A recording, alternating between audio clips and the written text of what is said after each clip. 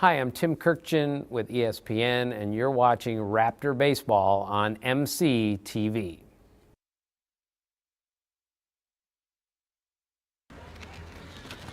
So we are set to get underway. Sound the sirens rattle the cage, cause this is the symphony born out of rage. Fist to the sky and my past in the flame. I was built to rebel.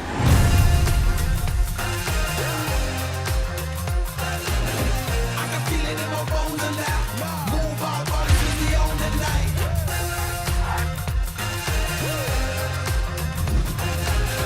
I can feel it in my bones and now. Move our bodies as we own the night. I'm the beat that don't break, the wind that won't yield. The ghost in the gears and the fire in the field. No script, no map, just scars and sparks. I write my legend in lightning marks.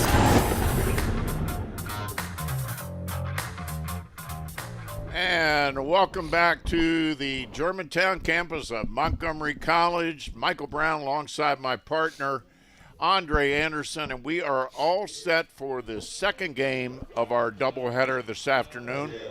The Raptors dropped the first one, and they are hoping to even this doubleheader up here this afternoon. But they've got their work cut out for them, Andre, against a very good Essex team. Yeah, they had Essex. They had a really good game in the first one. Pitching by Parsons was outstanding. Defensively, the team was good. Hitting all around, the team played really well. All right, let's run down the starting lineups for the Raptors. On the mound in the second game is Hubbard. And if you haven't seen this guy pitch, he's a lefty. And watch this motion. He throws it a little bit of a submariner there. And Cayman Hubbard is number 2.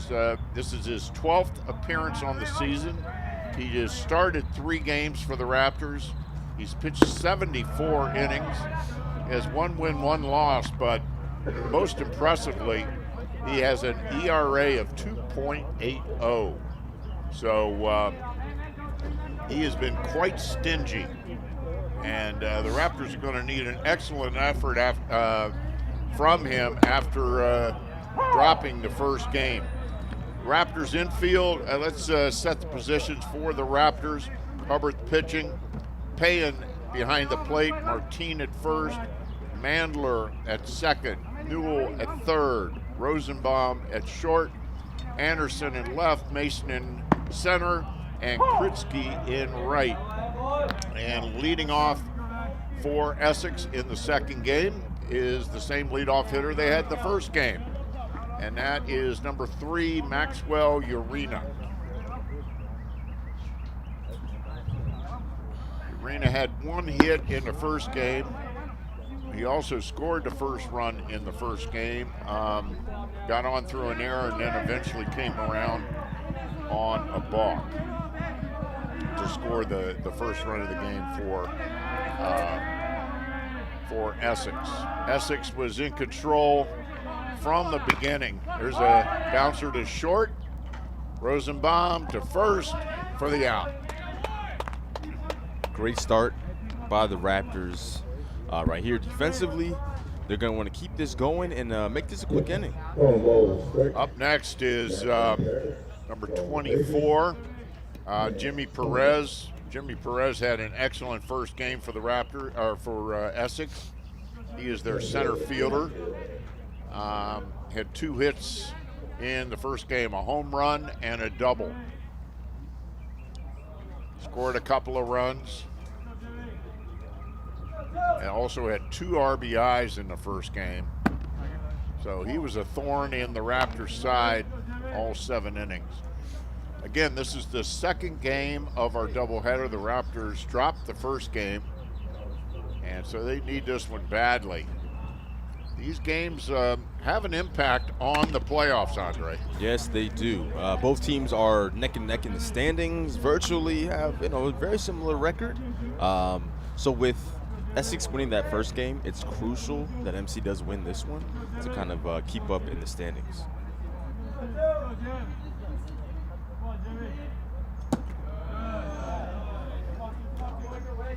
So Hubbard behind in the count early.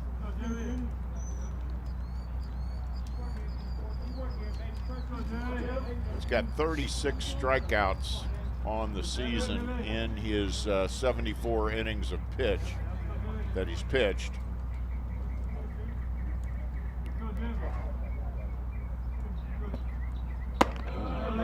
Has given up a couple of home runs this year, and he's behind in the count to Perez, 3-1.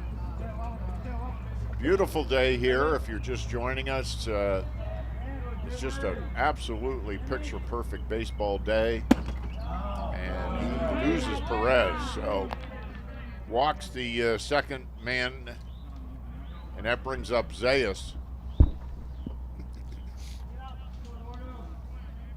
Zayas is the right fielder, and he was 1 for 3 in the first game with 1 RBI.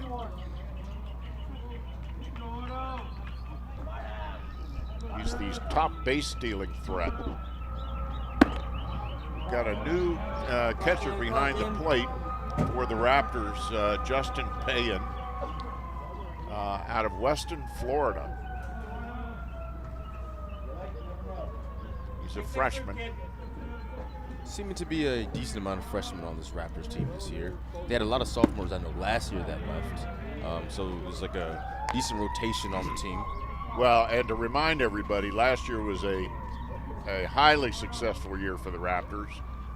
They won the regions. They went on to the World Series, and when it always happens at this level.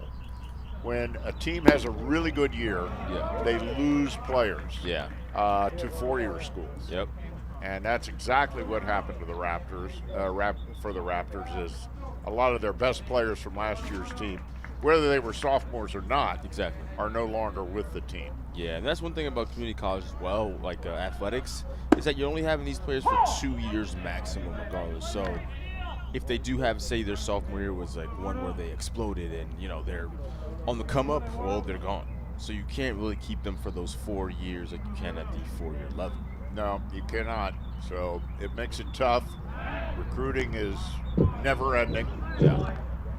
Of course, the budgets at this level, the athletic budgets, the scholarship budgets are not what they are at a 4-year school. Oh, no. I mean, I'm seeing the old Tennessee quarterback. I don't know if you just noticed that. This man was making $2.4 million in college and then wanted $4 million. Like 2.4 isn't enough. So it's a whole new level, a whole new game out here nowadays. That is for sure. The NIL has really changed the landscape. 3 balls, 2 strikes now. 1 out, man on first. Top of the first inning. There's a ground ball. Nice play by Rosenbaum, and he got the runner, got the lead runner at second base. Beautiful play by Van Rosenbaum. Yeah, I need to see that replay. Oh, and just on cue. Here we go. Deep into the hole. Pivots, and beautiful. Boy, that was nicely done by the Raptors. Yeah, very good start here That for the brings up Raptors. Cook. Cook was 0 for 2 in the first game, but he did have 2 walks, and he scored a run.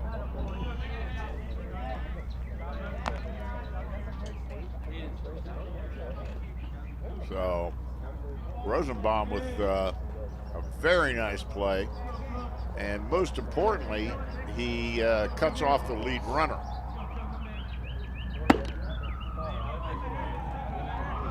That brings, and so Cook is up.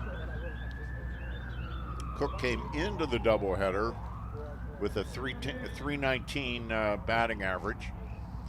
Again, he was hitless, but he did walk twice and score a run. So he was definitely in the mix.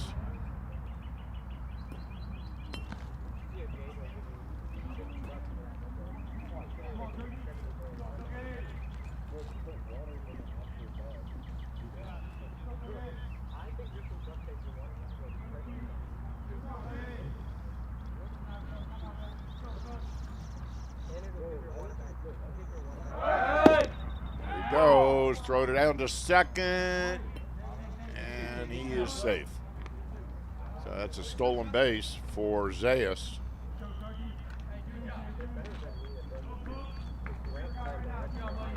Take a look at that. Ooh. If the throw had been on the base, he was out.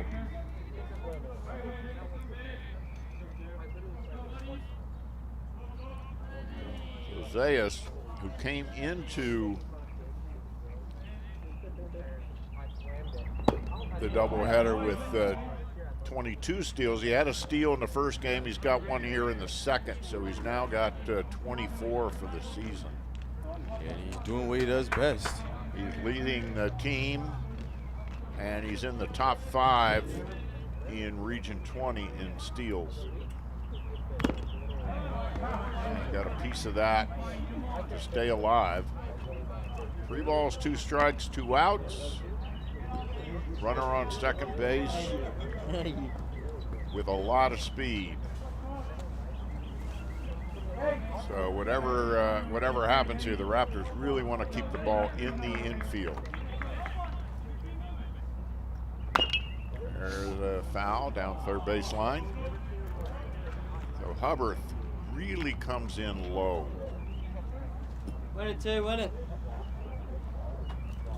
This is a sophomore from Potomac. So that submarine pitch, though, how is it as a batter? Like, I'm trying to, just imagine trying to hit the sub. The ball's going low, coming back up, going back down. Is that the case?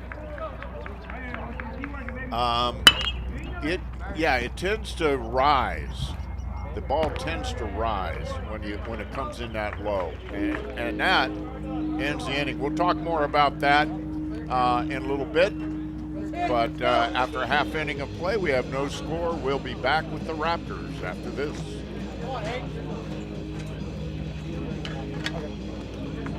Nah, but I mean, it was. The ball was a little loud. It was a little, but it's still.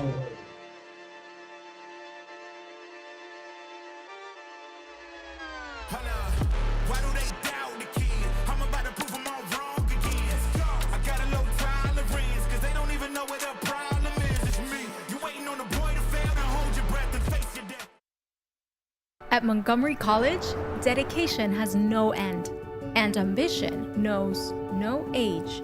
It's home to people like you who see the blank pages in the book not as dreams deferred, but as chapters yet to be written, and who work tirelessly toward their goals while being a mentor to others along the way. Discover your passion, unlock your potential, and become the author of their future too at Montgomery College.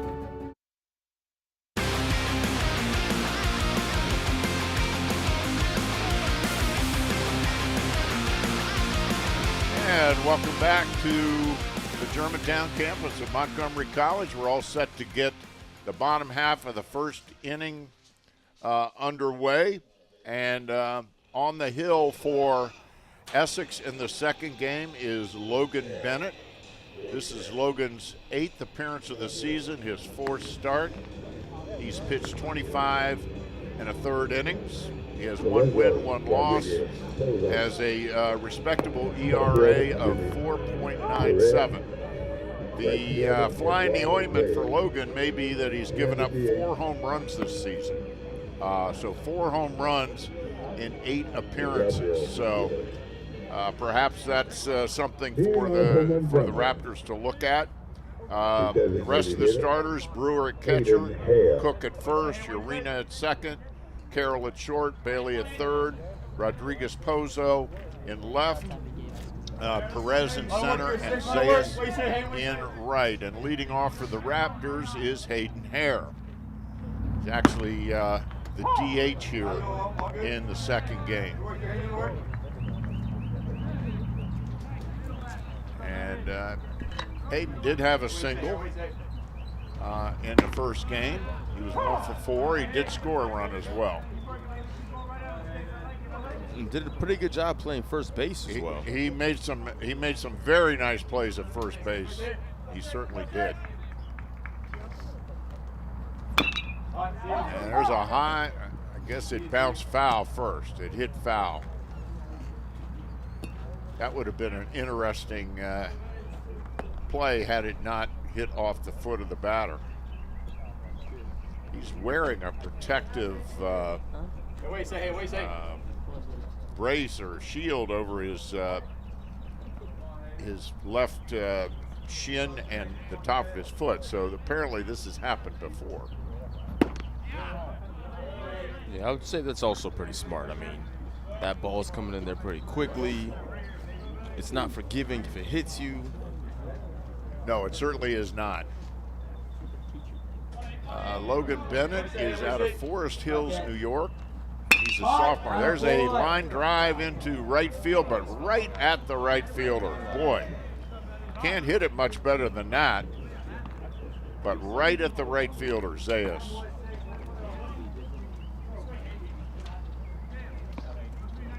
And that brings up Anderson, Mickey Anderson. He was hitless in the first game. Made a nice running catch in foul territory in the first game. And once again, I must point out that he is from Piqua, Ohio. And once again, we are still trying to figure out some restaurants in that area. I think Andre wants to take a road trip to Piqua. I want to check it out. Seems like it'd be a cool place. No offense to Piqua, but it's sort of underwhelming there. Yeah.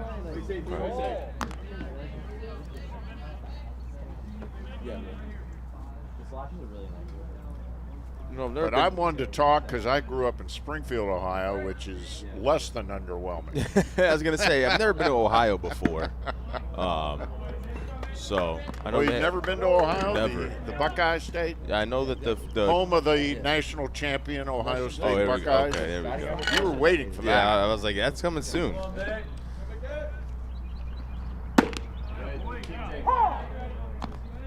And I won't repeat what our director just said in my headset because he just blasphemed the state of Ohio, but it had something to do with the football team. Work here, Mick. Work here. He can't help it. He's a Terps fan, after all.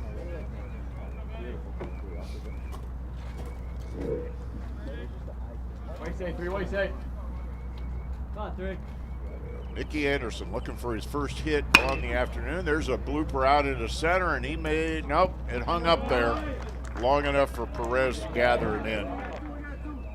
So 2 quick outs. That brings up Van Rosenbaum. He was 2 for 3 in the first game, scored a couple of runs, had a couple of really nice plays in the field. Excellent first game for Van. Came into the afternoon hitting .322.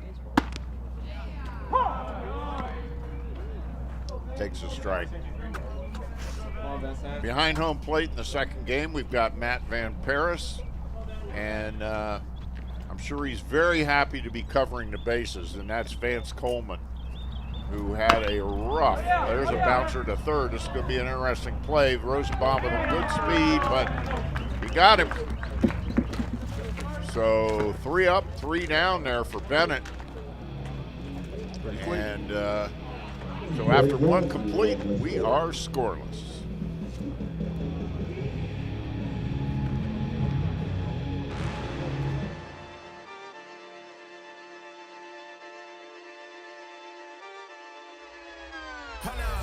Why do they doubt the kid? I'm about to prove them all wrong again. I got a low tolerance, cause they don't even know what the problem is. It's me. You waiting on the boy to fail, now hold your breath and face your death. At Montgomery College, dedication has no end, and ambition knows no age. It's home to people like you, who see the blank pages in the book not as dreams deferred, but as chapters yet to be written, and who work tirelessly toward their goals while being a mentor to others along the way. Discover your passion, unlock your potential, and become the author of their future too at Montgomery College.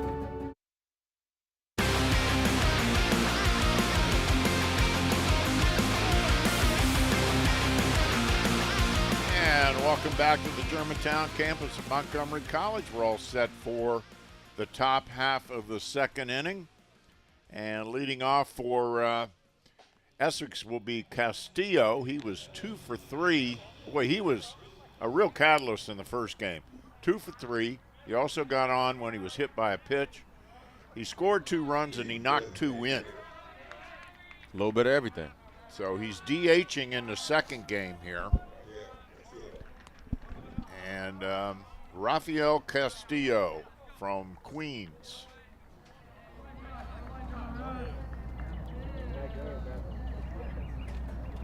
Grounds it up the middle. Rosenbaum's got it. Easy play. So 1 pitch, 1 out. So do we want to jump back into that conversation about the submarine pitch and kind of how? Yeah. So, yeah. Well, first of all, the arm slot is completely different. Yeah. So that throws a hitter off a little bit. That takes some getting used to. He's a lefty, so he's coming from the other side. The motion is deceptive, and I can see that he's got a couple of different arm angles. Sometimes it's more sidearm. Other times it's a little more submarine where he goes down even deeper. So a submarine pitch tends to rise, Yeah. which can cause trouble. That was a little more of a submariner. But the sidearm causes a problem too because it can cross, basically The plate. cross. Yeah. So, and it comes from a different angle. So there's a lot of things for a hitter to get used to. And I'm not trying to jinx Kamen, but usually as the game goes on, the hitters start to get used to it.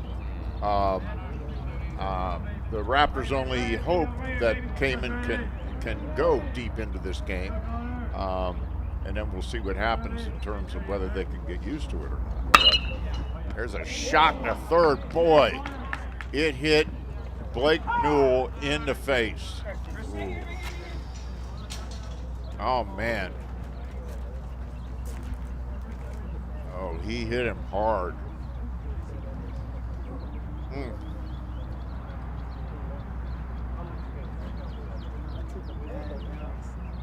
Took a bad bounce, it caught him by surprise, and it got him right in the face.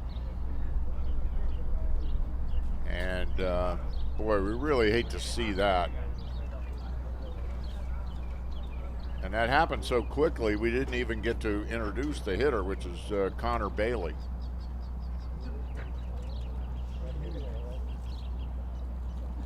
Blake Newell is still down. And he had himself a tremendous first game, a lot of great defensive plays. So this could be a loss for the Raptors. Well, that's for sure. He's sitting up at least. I can't imagine he doesn't at least have a bloody nose. Yeah. So, boy, you hate to see that. Yeah, it's rough. That's a rough one. I But mean, he's as tough. beautifully manicured as this infield is, and it certainly is, you know, it's baseball. Yeah. The ball comes, it's got spin on it. It's, you know, and all it has to do is hit,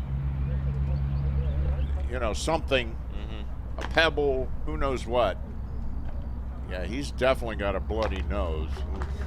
So the question is will he come out? And I'm guessing he will. And he does. So let's hope that there's nothing broken. But, man, Yeah, it's rough. that ball hit him hard. It's a rough one. So, yeah, Blake Newell will have to come out of the game. And this is actually another injury on a long list of injuries for the Raptors. Speaking to the coach earlier on in the game, he was saying how many injuries they've had and kind of some freak accidents as well. So Yeah, well, this one goes down in that category. yep. And he's being replaced by Eric Machado. I don't know, is he any relation to Manny? Yeah, but they would hope so. Yeah. So Machado comes in for the injured Blake Newell. Machado is a freshman out of Miami, Florida. And he's had some decent playing time this year, so it's not like he is hasn't played much. He's going to need to get warmed up.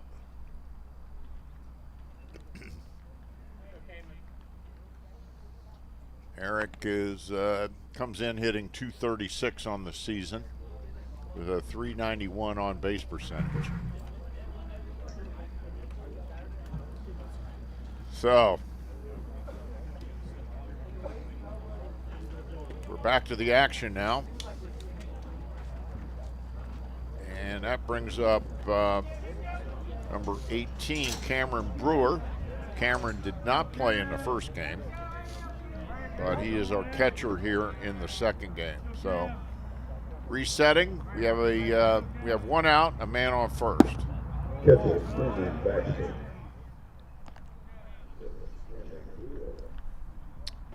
And the man on first is Bailey, Connor Bailey, freshman out of Salisbury, Maryland. Outside.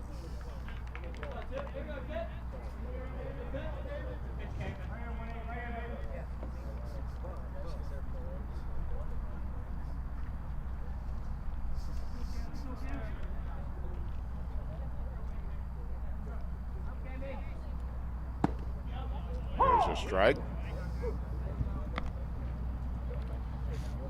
2 balls, 1 strike. No score in the top of the second. Again, this is game 2 of our doubleheader. Essex took the first game. There's a pop-up. It's going to stay in the infield. Kritzky with an easy grab. So that's the second out of the inning. And that brings up number 19, Lorenzo Rodriguez Pozo. He was 0 for 1 in the first game. Came in as a substitute. Here goes the throw, and it gets into center field, so he is safe. So Bailey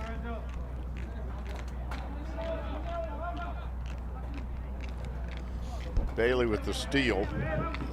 Once again, the Knights being aggressive, stealing the bases. Well, we were told that,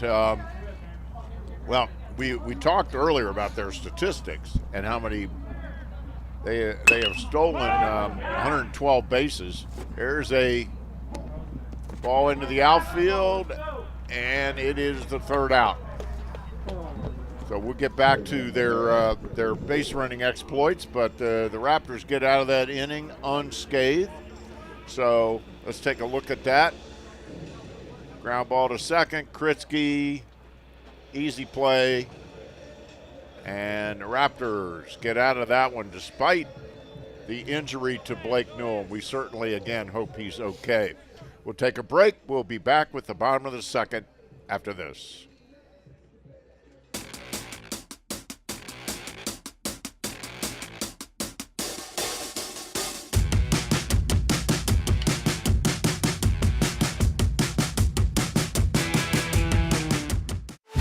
MC is defined by those who put in the work. The paths we took have been unique, but we come together with one shared mission. If you are the first in your family to graduate, if you speak more than one language, if you are more than 50 years old, a military service member, an honor student, if you are a parent, please stand up and say, I am MC. We don't just begin to be inspired by them after graduation. They've been inspiring us every step of the way.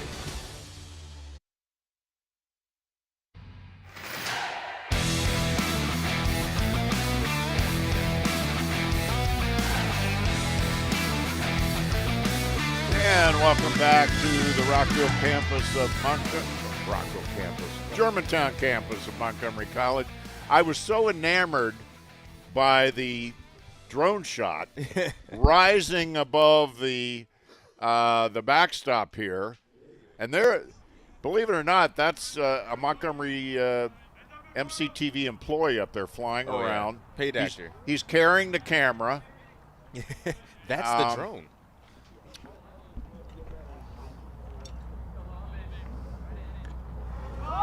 We have a trained bird as our drone operator. Yes, trained by Dan Rankin. Does a great job. Dan Rankin, and I heard a rumor that Mickey Mouse. Yes, that's our next thing that Dan is training. Yeah, had something to do with it. And Mighty Mouse. Yes. That one, Mighty Mouse is trained by Peter. And this is Kritzky, Jaden Kritzky. He's 1 for 2 in the first game, scored a run. Also had a couple of ribbies. Played a solid second base. So he's leading off the second inning here.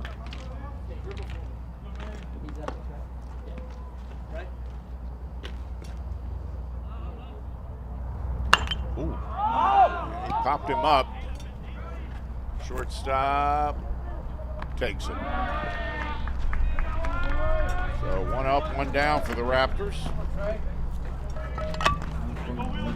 Are you good, bro? Bennett's pitch count in the first inning was very economical. He had just 14 pitches in the first inning. And this brings up Trey Mason. Mason was hitless in the first game. Yeah, we do know he has a lot of speed, so getting him on base is crucial this time around. It really is. He's a catalyst and can really get things going. He can distract the pitcher. He's definitely going to worry the catcher. Second-year player. He's an experienced player. He's on the Raptors team last year that went all the way to the NJCAA Division II World Series.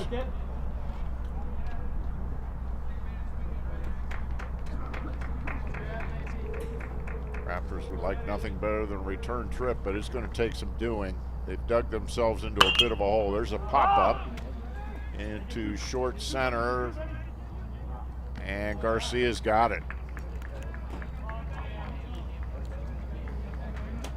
2 up, 2 down. And that brings up Eric Machado.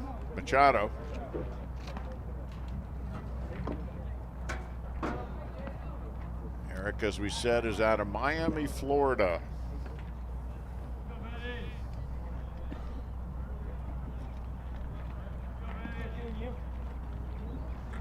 Did not see action in the first game. He's, in case you just joined us, he's in as a replacement for Blake Newell, the Raptors' starting third baseman, who took a bad hop, a real hard hit bad hop grounder off his face. And we're just hoping that Blake's okay. He came off under his own power, but it looked to me like there was blood involved. Yeah, not something that you want to see.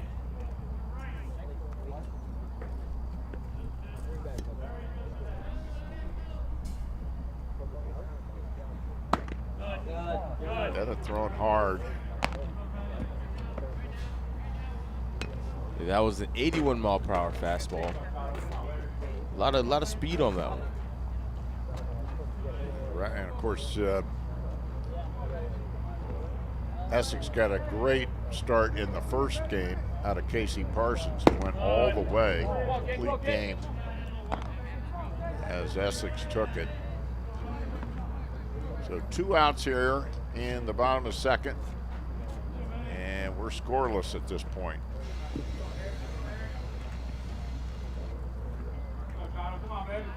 Raptors looking for their first hit.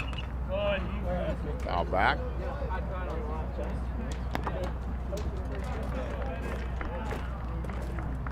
These two teams very close in the standings. They may well meet in the postseason. You never know. There are quite a few games left until we get there, but it's really not far off. In the dirt. Here you go, man. Full count.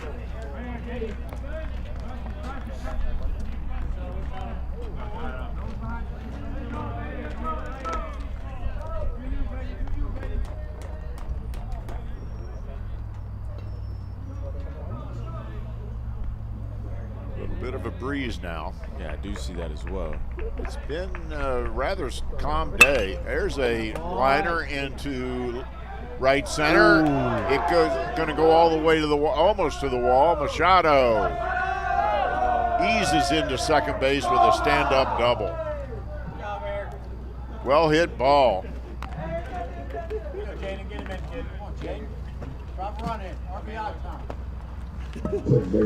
So, diving try there by Perez, couldn't come up with it. The right fielder did a nice job backing it up. Otherwise, that ball was going to the wall, and Machado would probably be standing at third. Oh, yeah. And if Perez couldn't get there on a diving effort, you know that was a perfectly placed hit. Perez has a lot of speed in that center field. So that is the first hit of this game for the Raptors, and that brings up Jaden Mandler. Jaden pinch hit in the first game, and he was 1 for 1. Had a hitter, had a single. I'm sorry, make that a double.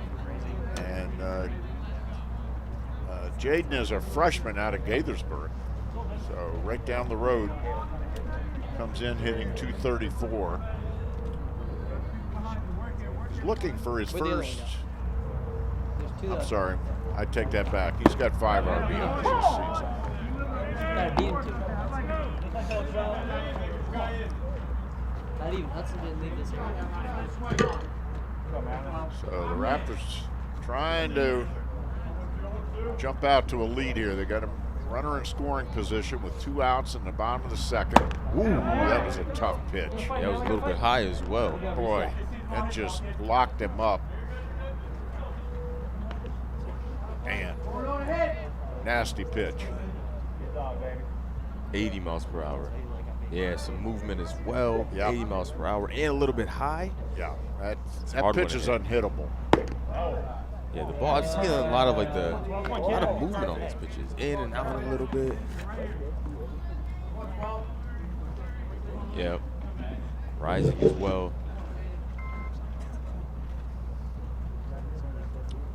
Jaden Mandler. Full count. And he fights off a pitch, stays alive. I think he's questioning whether he swung at ball 4 or not. But the Raptors, you know, I have no problem with them being a little aggressive here at the plate, particularly after falling in the first game. Yeah, this is the perfect time for them actually to be aggressive. Man on base, full count. Way outside, so he lost him. Okay, maybe not be aggressive and get on base on a walk. So that puts 2 men on now. And that brings up the catcher, Justin Payan, who did not play in the first game. Justin's a freshman out of Weston, Florida. Comes in hitting .306.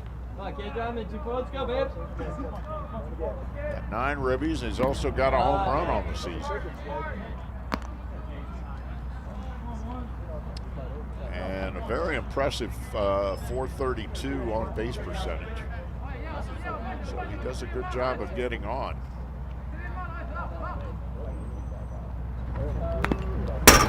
Fouls that one off, got a good swing on it.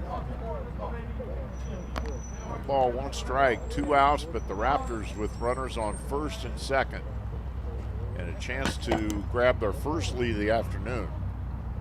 They trailed the entire first game. Yeah.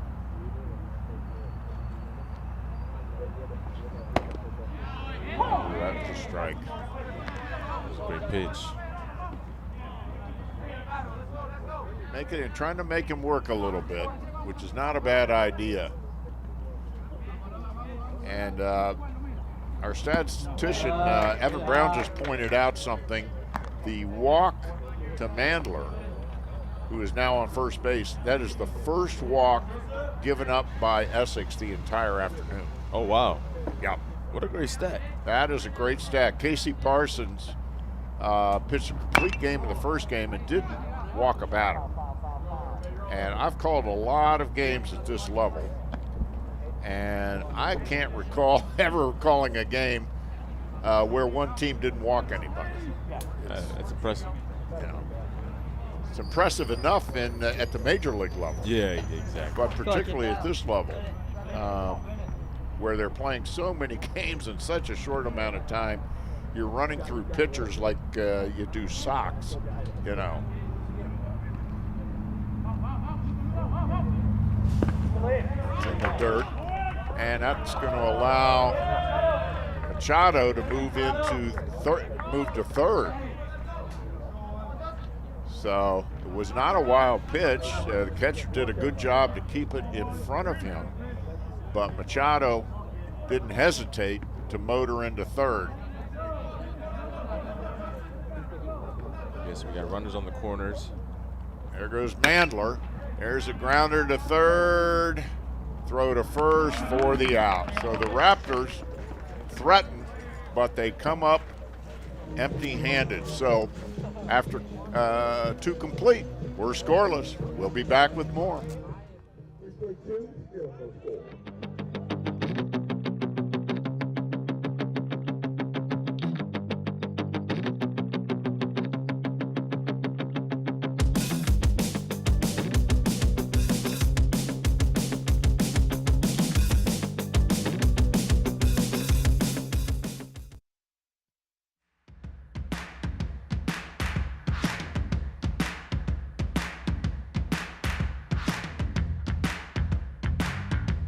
If there's one word I could pick to describe Aces, I think it would honestly be like home, and just that feeling of home, and that the people in your home who support you, who love you through anything, and that's what Aces is to me.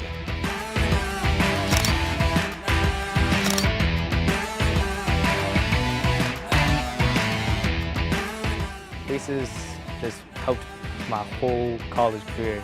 If I didn't have them, I think I would be stuck in my first year, struggling through classes.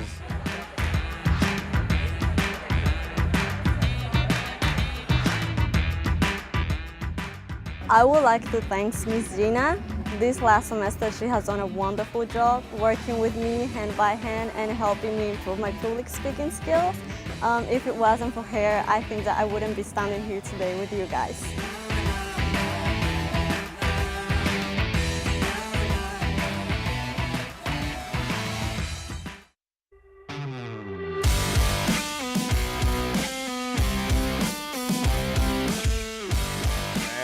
Welcome back to another gorgeous drone shot of the Germantown campus at Montgomery College. We're all set for the top of the third inning. One of the spots that we just saw there was related to commencement, and of course that's a big time of year at any college, particularly at Montgomery College. There's a line drive right back to Hubbard, makes it look easy. Very good reflexes right there. So Rodriguez Pozo that was Carroll, liner to the pitcher for the out. But anyway, back to MC's graduation is coming up late May, I believe, and it's always a big event. May 23rd, I'm being told. It's always on a Friday. And it's coming up real soon. Yeah, the most exciting time of the year, definitely for the students. I gotta tell you that. I mean, graduating, walking across that stage. Absolutely, it's a special moment for the student and their families. Yes, yes. And of course, it will be on MCTV. It'll be on there live. It'll also be streaming. Yes, it will. It'll be streaming worldwide. Yes, yes. So- As Montgomery College is it's a very international school. A lot of students from all around the world. So. Well over 150 countries Yes. represented on the 3 campuses and satellite locations for Montgomery College. Yep. And when I worked there full time and back, I was a student there. I was a returning student. Okay. Was one of my favorite parts was the diversity of the student body. So always a great thing. Always a great thing. So anyway, that brings up Urena. He grounded out his first time up, and now he walks here in the 3rd inning, and that brings up Perez. Oh, you hate to see those walks. And that puts Urena on, and he is a threat to steal. He got 9 steals. And Perez, who has been involved in a whole lot of stuff this afternoon. He's been a busy guy out in center field, and he's been a thorn in the Raptors' side offensively. He has been. He has been. A lot of speed as well. He wants to get on base for sure. I mean, this kid just looks like a baseball player. Throw to first. And he's a lefty. So Cayman Hubbard on the mound to start the 3rd inning. Threw a lot of pitches. He's got him picked off. Throw to second. Got him. And he's out. And he is out. So he was picked off. Here's Take a look. Oh, beautiful. Beautiful. Raptors, easy out. So that's how you take care of that walk. Oh, yeah. And being a left-hander with the player or a base runner on first, running the second, you can see him kind of moving. It's a pretty, I wouldn't say it's an obvious one, but it's a good look for you as a left-hander. Oh, it's much easier for a lefty to pick off a runner than it is a righty. They have full view. They don't have to look over their shoulder. Exactly. And they can be more deceptive as a result. There's a shot to right. That's going to be in there. It's going to hit the fence. Perez rolling into second, and he'll stay there.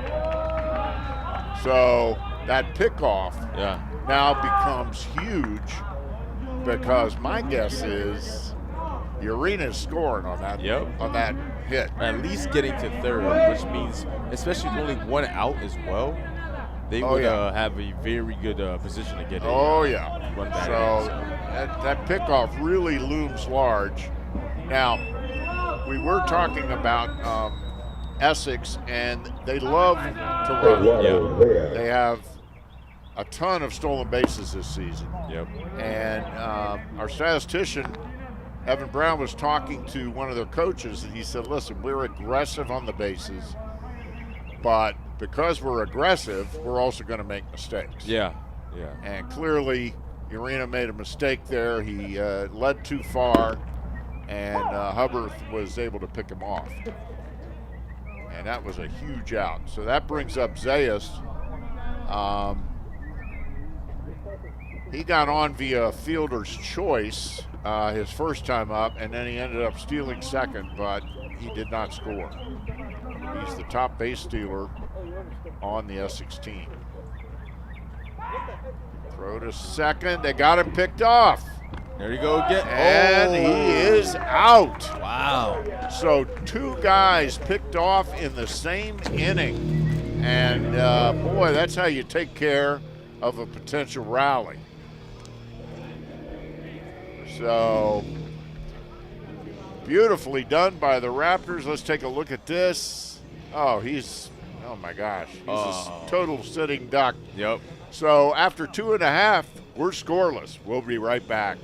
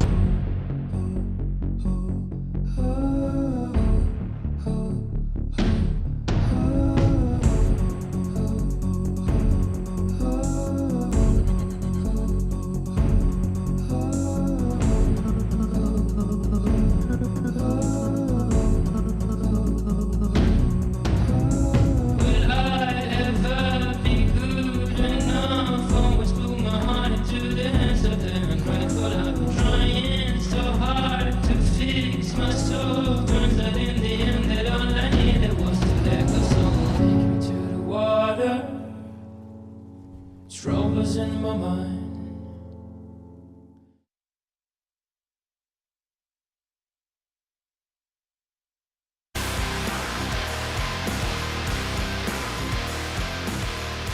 And we are back on the Germantown campus of Montgomery College, and yet another breathtaking drone shot. Now, if you look directly in the center of the screen in the distance, that is Sugarloaf Mountain. And, Beautiful. One of the landmarks here in this part of Maryland. Yep. And I don't know if you've had the opportunity to climb to the top of it, but it's pretty cool. Sadly, right now, there's a bit of a battle going on there over access.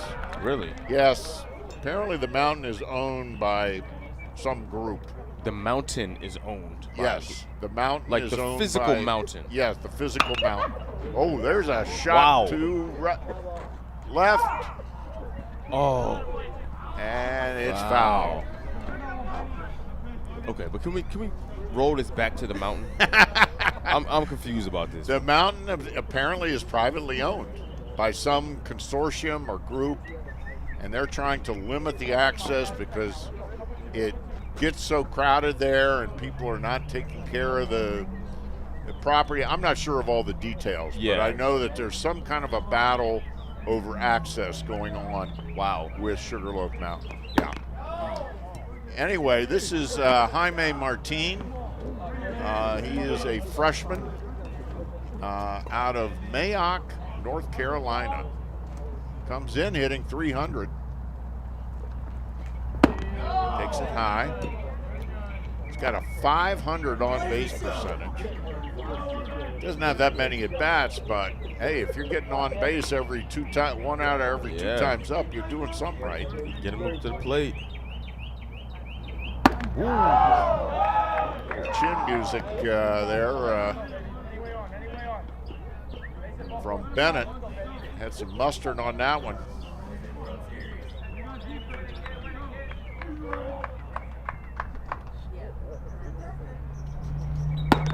And he lost him. So Martin opens up the third with a walk. And I don't know if you know the stats on that one, Andre, but nearly 50% of the time, if you walk the leadoff runner, they come around to score. Really? At all levels of baseball. It's true at this level all the way through the majors. Okay. And especially with no outs, it seems like that could actually come into fruition. So that brings up Hayden Hare. He flew out to right field his first time up. He's the DH in the second game. He played first base in the opener. Breeze is picked up again. That's going to be inside.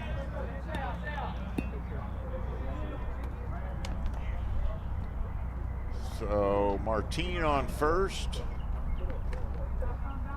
Martin looking for his first stolen base of the year. Frankly, looking at him, I'd be surprised if he's a threat.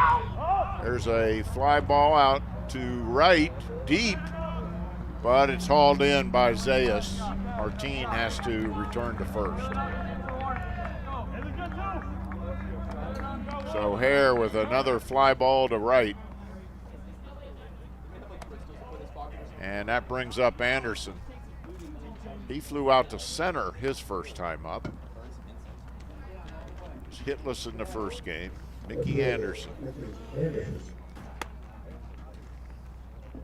Raptors swung right through that one. Trying to capitalize on this leadoff walk.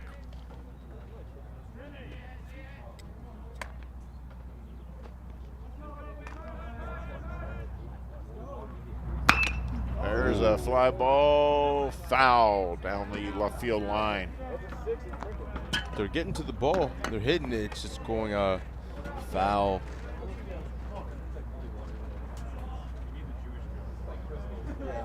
That's what he needs.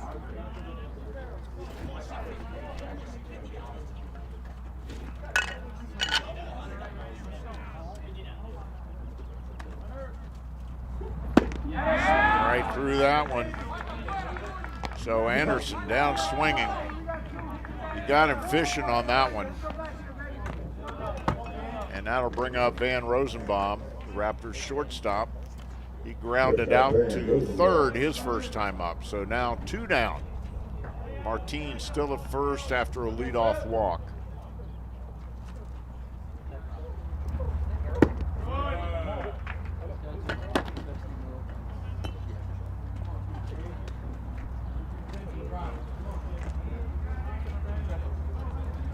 Rosenbaum has played a real nice shortstop today for the Raptors. He has. Outside.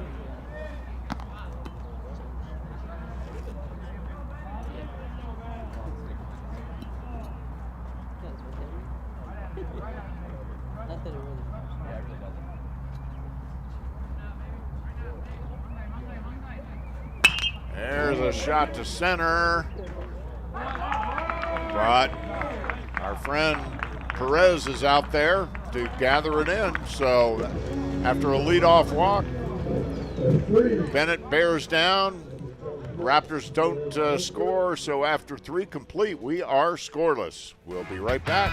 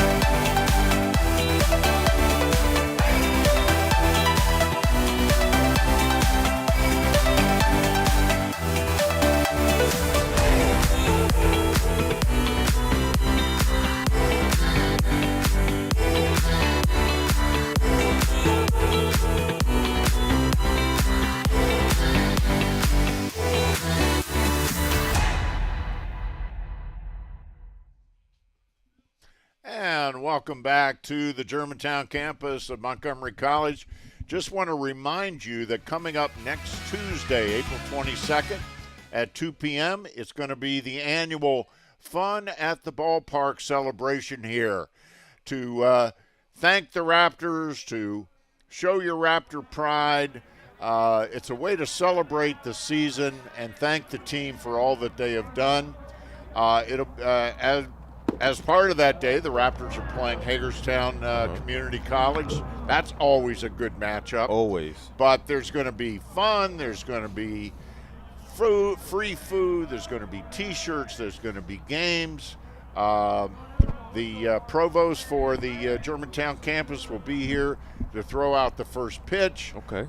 It's always a fun day, and it's a great way to recognize the Raptors for putting in all the hard work out here for the school. So, again, that's next Tuesday, April 22nd at 2 p.m.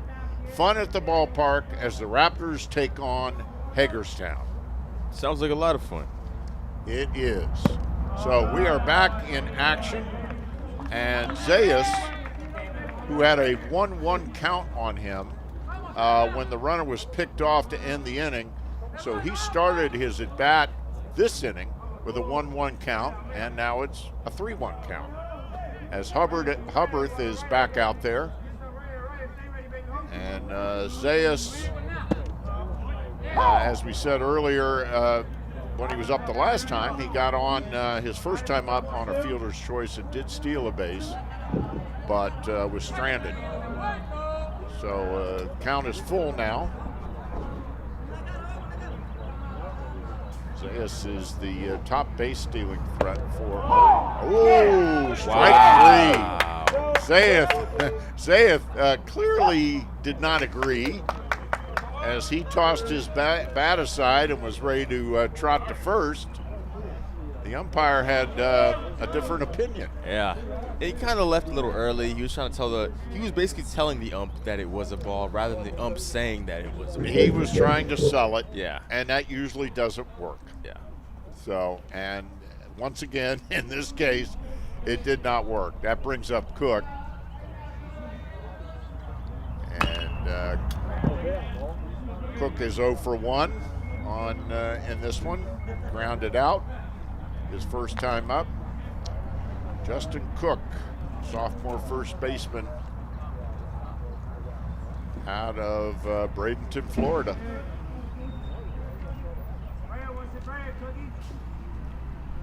Essex with quite a far-flung roster. Players from all over the East Coast and Puerto Rico. Oh, yeah. New York. I thought for sure when I was going through this the other day that I saw a player from Japan. Yes, number 26, Ayu Ota is from Samuchita, Japan, and I'm sure I really screwed that up. So it's the effort that counts. Yes, well,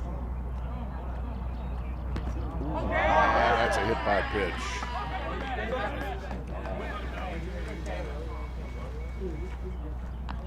That was a side armor that didn't break. So that puts a runner on with 1 out. And that brings up the DH, Castillo. He grounded out to shortstop his first time up. Runner on first, 1 out. We're in the top of the 4th of a scoreless second game. Raptors trying to get this one to split the doubleheader.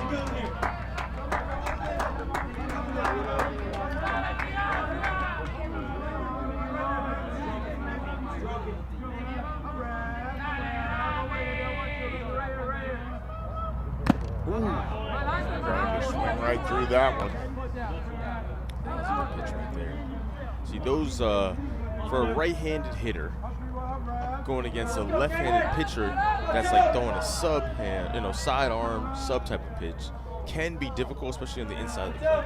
Yeah, you can get kind of choked up with the bat, and then it's one of those where you're kind of like swinging and no power, and there's no kind of like technique on the swing. It's even tougher if you're a lefty, left-handed batter going against a left-handed pitcher who pitches from the side, drops it down like that. Boy, that is tough. We don't have many lefties in this game. The only lefty that immediately jumps to mind for Essex is Perez. Yeah. But of course, he had a double his last time up, so. But he's just a quality ball player. I think he can handle just about anything from what I could tell today. Here's throw to first. No problem getting back.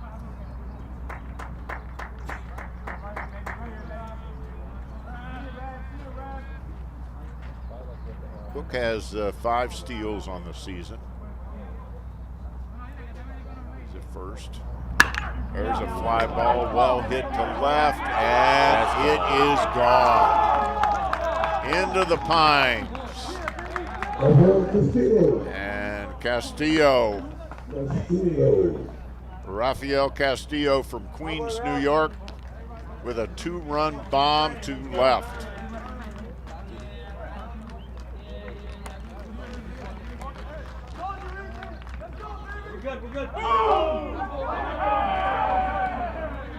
So that breaks the scoreless tie.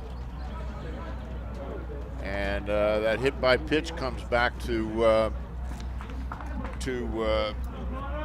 haunt Hubbard. There's a bunt. There's foul. So let's take a look at that home run swing by Castillo. Boom. Yeah. That was right in the bread box. Yeah, it was clean. And that was a no doubt about it shot up into the pines behind the left field fence. When the ball goes back there, it's hard to find. It sure is. However, having operated many cameras back there, you can find many balls back there.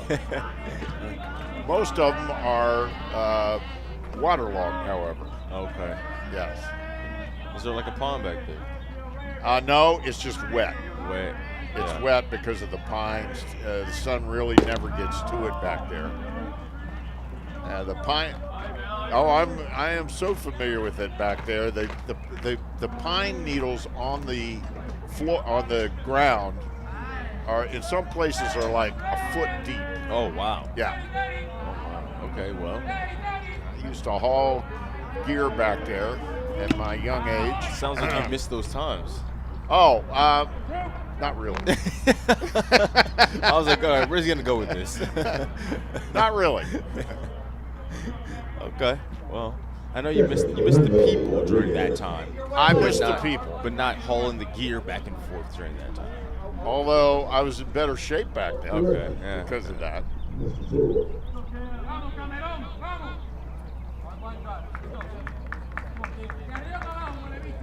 There's one thing you learn, and you learn if you work at this field enough. It's on top of a hill.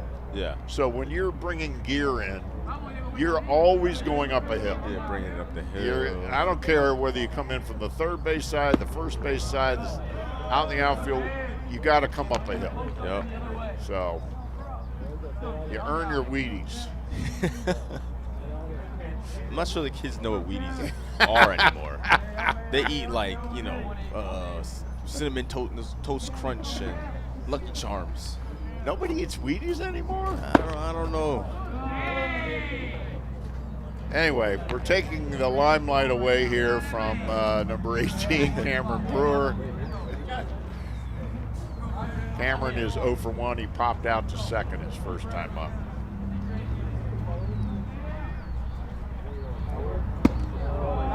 And he lost him.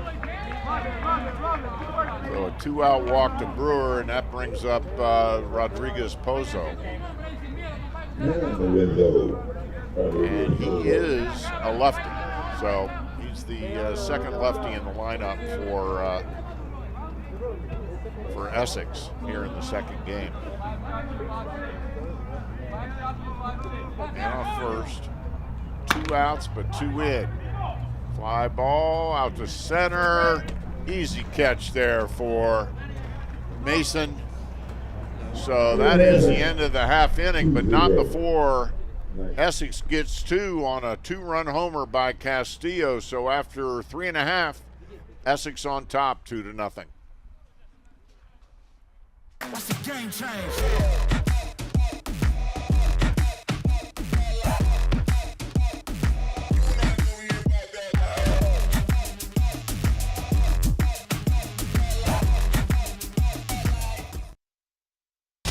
MC is defined by those who put in the work, and MC students do.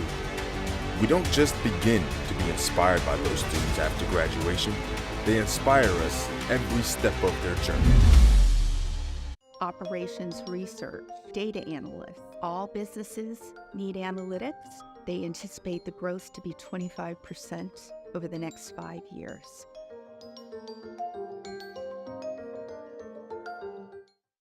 Hi, I'm Tim Kirkjian with ESPN, and you're watching Raptor Baseball on MC TV.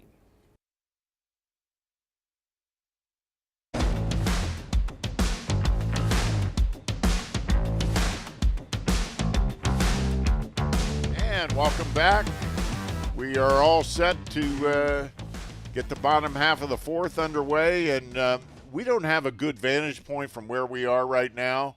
I'm wondering if there is activity in the Raptors bullpen because Cayman Hubbard is now up to 70 pitches after 4 innings of work. So perhaps one of our camera guys can let us know if there's any action in the Raptors bullpen.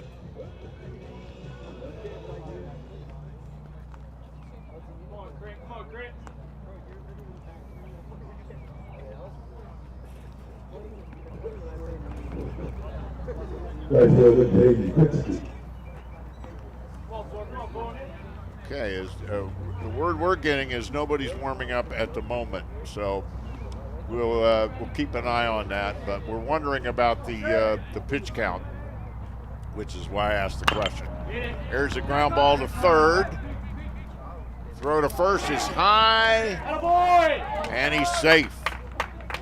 So Kritzky beats it out, and that'll be a base hit. Well, looks like it's going to be a conversation, actually. Oh. Let's see the replay. Oh, looks like he got him. Oh, no. First baseman definitely thinks he's out. He points to the umpire. Yeah, the umps are talking. They're conferring. And they call him out. He's out, yep. Wow. Let's take another look.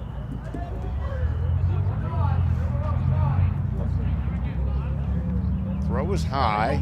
Runner. Yep. He got him. Yeah, he got him.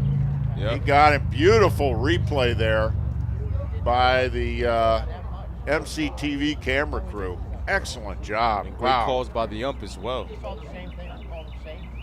Yep, good, and it was a good decision for the umpires to get put their heads together, because the home plate umpire Matt Van Paris actually had a better view of it. Yeah, he did. But the two of them together were on top of it. I was hoping that Dan would pull an Earl Weaver there. Pulled the third base plate up and just kick a little dirt over the home plate like Earl Weaver used to do. The one thing Dan is not going to do is go back into the dugout and have a viceroy, which is what Earl Weaver would do.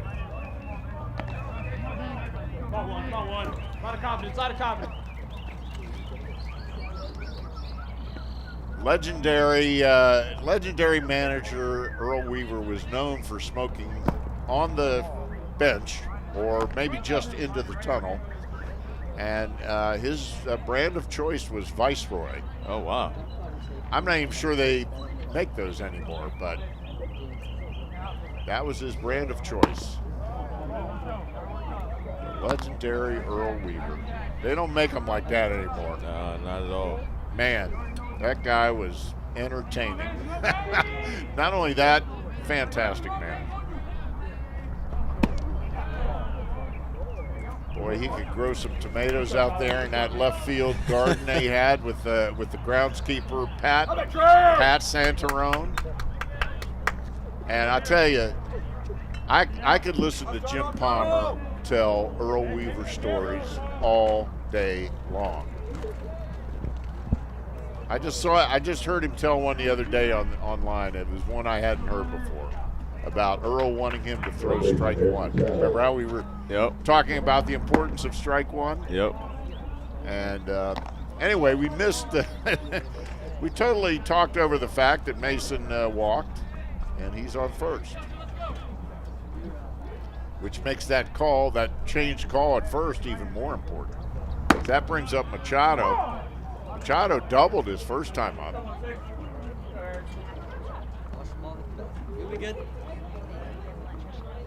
So the Raptors trying to get something going here. Mason, a threat to steal, definitely. Top base stealer on the Raptors team. It's just a 2-run game, so it would not surprise me to see Dan Rasher send him. Got 20 stolen bases on the season. And there he goes. There's the throw, and it gets into center, and thought about going to third. But He stayed there. Yeah, he's one of those players that's so fast, you kind of know he's going to steal, but you can't really do anything about it. No, he's going to beat that throw, and he had such a good jump there. He's going to beat that throw whether it's on the bag or not. So Machado now with a chance to drive in a run, with a runner in scoring position. You got to figure with Mason's speed, anything to the outfield here, just about anything to the outfield is going to score a run. Yeah. Unless he has to hold to make sure it's not caught on the fly.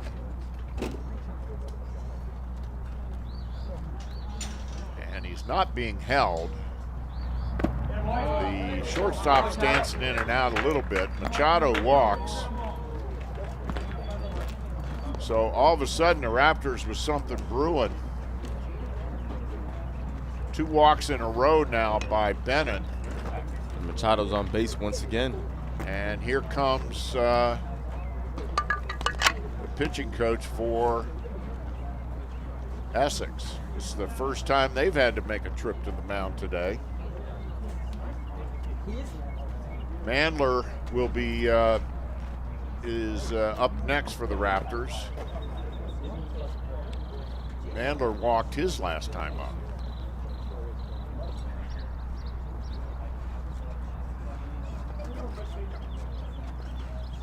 That's the 4th walk of the game for Bennett.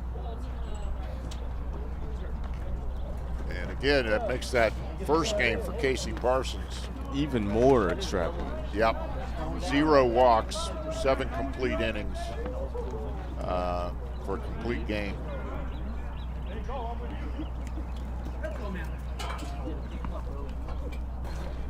Only 1 hit for the Raptors. Boy, a hit right here would be quite timely.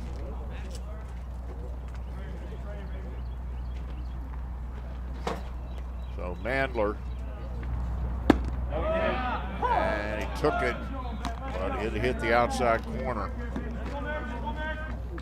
Jade Mandler, a freshman. I don't think so either.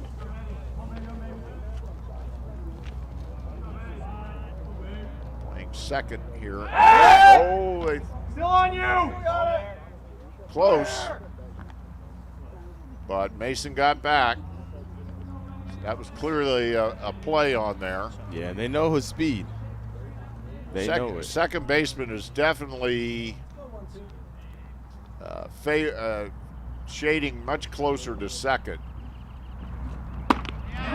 Mandler takes a strike. Yeah, that was a great pitch on the inside. He knew it. Mandler! 2 on, just 1 out. Raptors threatening, trailing 2-0. There's a line drive right to the shortstop, throw to first. Not in time. Come on, kid. I'm done with you. Catch it. Justin. Came off the bat looking good, but it died. That brings up Payon. He grounded out to third his last time up.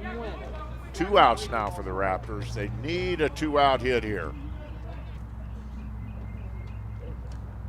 Oh. Right on the outside corner. Let's go, Justin. Let's Breaking go. ball. Good job. Justin Payon from Weston, Florida.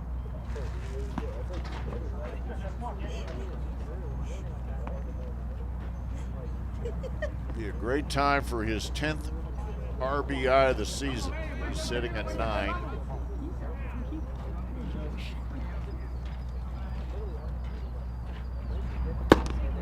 And that's offside.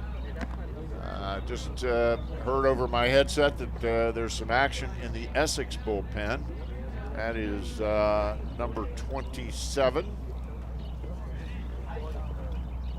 And that's Austin Schiffer.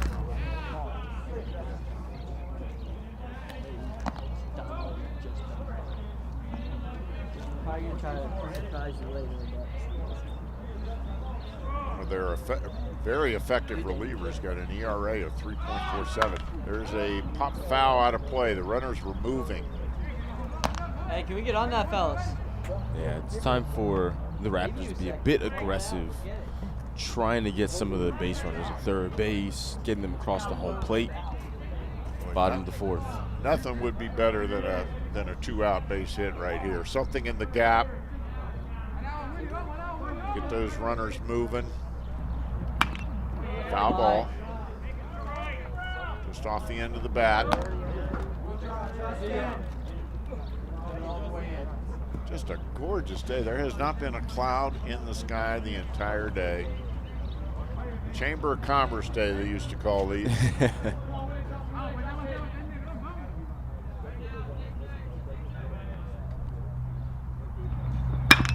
Ground ball up the middle, and it gets into the outfield for a base hit.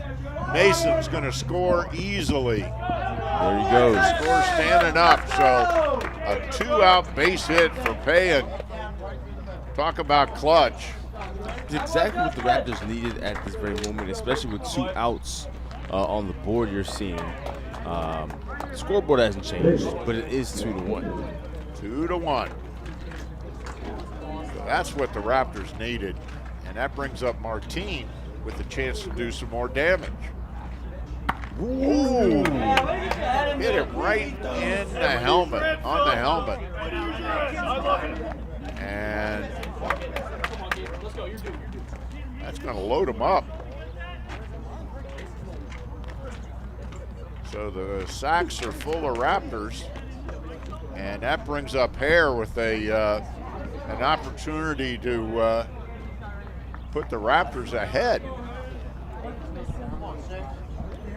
2-out hit by Payan. You never know, something like that can sometimes just turn the tide. You're one pitch from getting out of the inning, and then Payan puts it right up the middle for a base hit. There's a shot to right. It's in there. Drops. Here comes that's one 2. run. Go, it's go, all the go. way to the wall. Here comes the second run. And here comes Martine. Going to be a play at the plate. And he's out. Let's go. Raptors got just a little too aggressive there. Yeah. But the bottom line is it's a 2-run single by Hare. And so all of a sudden, of course, they haven't changed the scoreboard yet, but the Raptors are on top. We'll be right back with the 5th after this.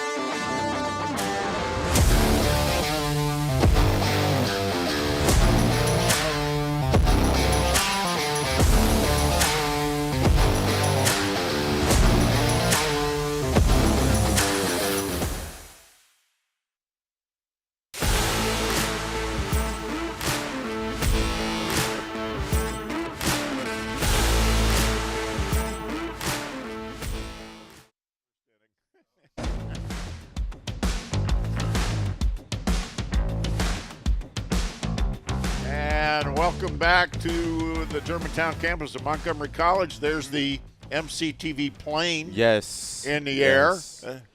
Yes. Yeah, it's at MCTV 1. That is actually the plane that we take from Rockville campus to the Germantown campus. And the pilot, of course, is Dan Rankin. It is. It is. It is. It's a great time on the plane. Dan got his pilot's license a week and a half ago. Yes. And, now he's flying 747s. Yeah. He actually got his drone pilot, and the drone pilot certified him to fly the MCTV plane. That I we all understand. fly. Yeah. Things have relaxed a little bit with the FAA. So, back to the action. Top of the 5th inning. Raptors on top, 3-2. They put up 3 there in the bottom of the 4th, and Hubbard, I'm not sure whether that ball slipped out of his hand or what, but he's back out there, and he's got a lead. Top of the 5th. Again, this will be a 7-inning game. Since it is, we played 2 today. Ernie Banks would be happy. As Ernie always used to say, let's play 2. And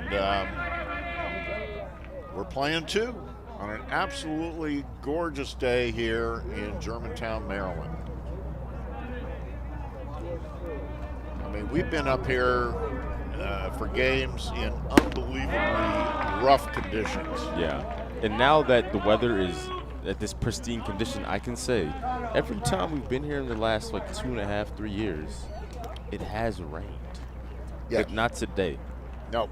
So I can say that so I don't jinx us. No, I don't even think you could jinx us by saying it today. Yeah. All of a sudden it just starts pouring. So Carroll leads off the inning with a walk, and that brings us back to the top of the order, and Urena.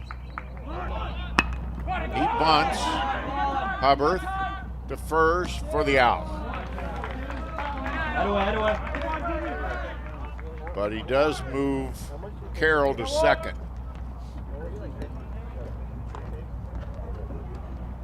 Hubbard made the right decision there. So that brings up Perez. Doubled his last time up, but then was picked off.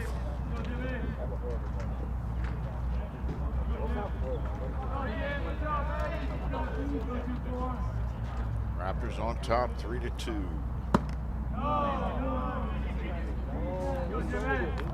Essex jumped out to a 2-0 lead on a 2-run homer by Castillo in the 4th, and then the Raptors came back in the bottom half to put 3 on the board and take the lead back. Actually, it's the first lead the Raptors have had all afternoon. Yeah, it actually has. Yep, they didn't lead at all in the first game. Nope. First came out on the short end of the stick. Yeah.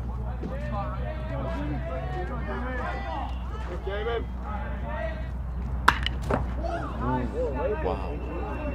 That was a dangerous looking swing.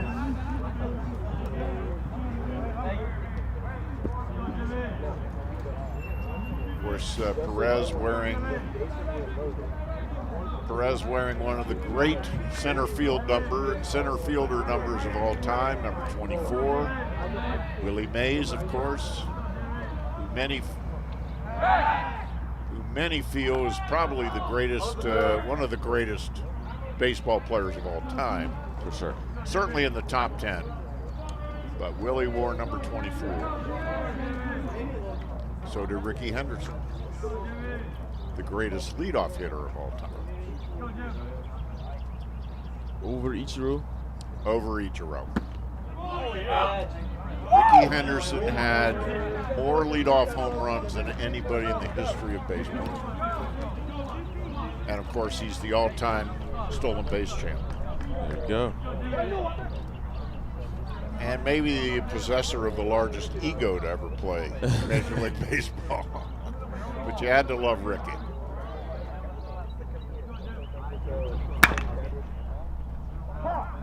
Foul ball down the first baseline. And there's that's a great shot of the drone. And of course, the captain of the drone is Mickey Mouse. Yes. I'm sorry, Mighty Mouse. Oh. Here I come to save the day. There's Mighty Mouse's feeder. Daniel. Swung right through that one. So Perez goes down swinging. And now there's 2 outs, and that brings up Zayas. Here's a look at that. Oof. Tough pitch by Hubbard. Right on the inside part of the plate. Jimmy Perez had no shot at that one. So 2 outs now. We're still on second base. Zayas has been on by a fielder's choice, has a stolen base, and he's also struck out.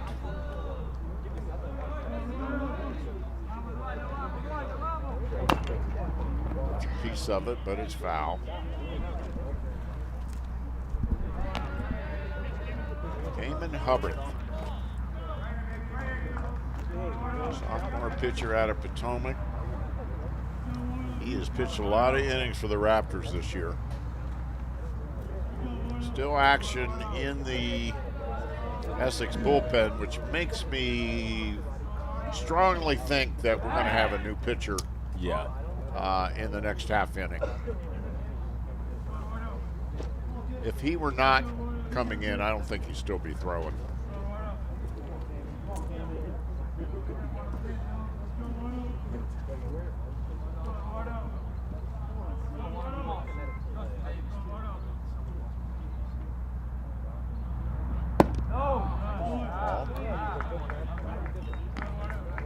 Ball's 1 strike. 2 outs, top of the 5th, Raptors on top by way of a 3-run rally in the bottom of the 4th. In case you joined us late, the Raptors dropped the first game of our doubleheader. There's foul ball out to the right side, out on observation drive. Hopefully no cars were driving by at that time. It can be a little dicey out there at times. Oh, yeah. I've seen cars hit out there. Very close. Yeah, you can see how close it is. And a lot of times you'll see players out there chasing foul balls. Because we're not the major league. Oh, hit by a pitch. So that puts Zayas on. But, you know, it's no surprise Montgomery College baseball doesn't have the same budget as a major league team goes. So when a foul ball goes out of the ballpark, there's designated players to go get them.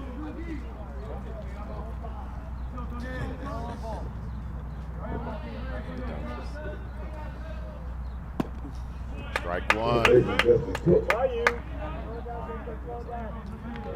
This is Cook. He was hit by a pitch his last time up and came around to score last inning. Rounded out his first time up. Right on the corner, strike 2. That was a great pitch. So Hubbard ahead in the count. No balls, 2 strikes. 2 on. Hubbard really wants to get out of this inning.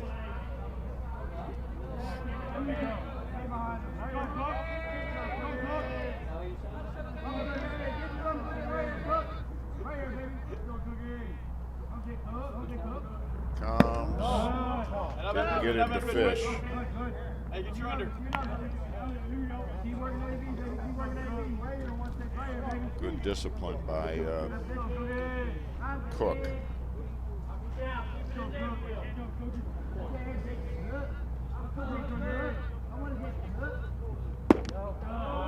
Just missed the outside corner. Wanted strike 3 there. That evens things up now. 2 balls, 2 strikes, 2 on, 2 out. Deuces wild. Come on, 2 win it, kid, win it.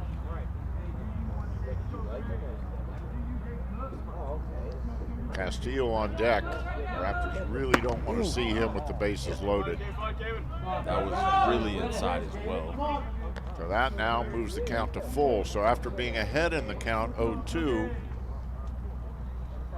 he's down to a full count and needs this pitch badly. Again, Castillo on deck. Last time up, he hit a no doubt about it shot to left field for a 2-run homer.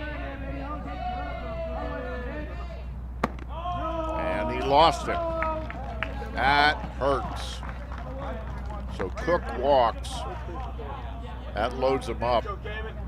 And that brings up Rafael Castillo.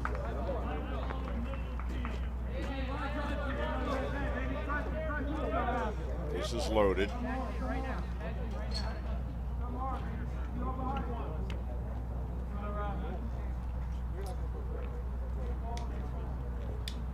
And that is one of our camera operators out there, John Watson, who we like to call Father Time. And that is his way of keeping the glare off the viewfinder, because let me tell you, it is a real tough thing. If you're, depending on which way you are standing versus where the sun is, that sun can blind you. Yeah. So that you cannot follow that little white object. Uh-oh, wild pitch, run scores, and that ties it up. And other 2 runners move up to second and third. So now Castillo with 2 runners in scoring position, a run in. So the walks and the hit by pitch really come back to hurt Hubbard as Essex ties it, and they're still threatening. Castillo at the plate. And Hubbard now all of a sudden laboring. Yeah, I mean, he has a lot of pitches on him right now. He came into this inning with how many pitches, Evan? 60, 70. He came into the inning with 70. Came into the inning with 70, and he's thrown quite a few in this inning. This is his he's at 1, 96 2, 3, now. 4, 5. This is his 6th hitter of the evening, Wow. or the inning. And again, this guy last time up hit a 2-run bomb to left. Pops it up, foul, out of play.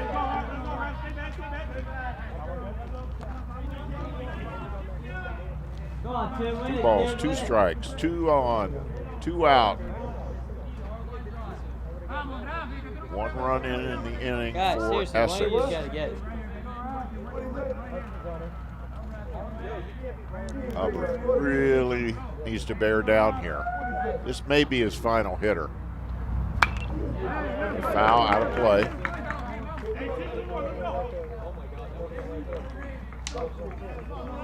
I don't know if there's any action in the Raptors bullpen or not.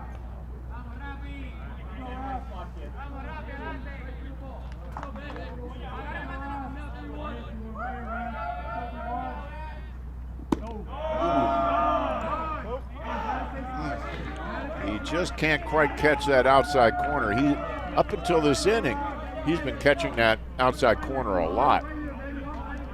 It could be fatigue. I think that is part of the issue. I mean, he's almost at 100 pitches. For a lot of pitches this inning.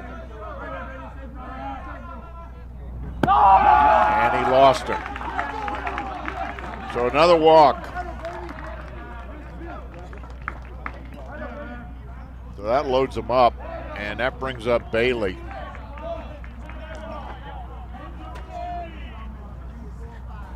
And here comes Dan Rasher out for a little conversation.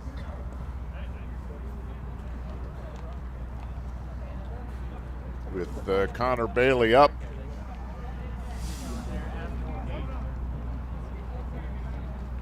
Yeah, this is never a good conversation like you mentioned before. No. When the coach goes over and talks kind of to the pitcher, the infield, doesn't seem too happy.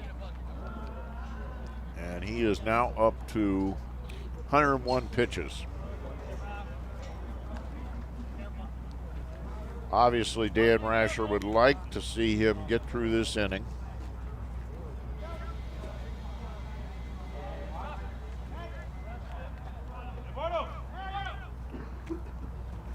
Now we're going to have a meeting of the Essex Minds. Oh, wow. Looks like everyone's invited. Andre, would you like to join in? I mean, there's Well, I'm sure the coach is just saying, hit the ball. I mean, what else could you really say with 2 outs? Bases are loaded. I mean, you kind of just got to hit it and play. This is definitely a key moment in the game. We're all knotted at 3. Sacks are juiced. And Bailey at the plate. Connor Bailey does have 3 bombs this season to go along with 20 RBIs. Key here is Hubbard's got to get that ball over the plate. And he starts with ball 1. As his control seems to have abandoned him in this inning. 3 walks and a hit by pitch.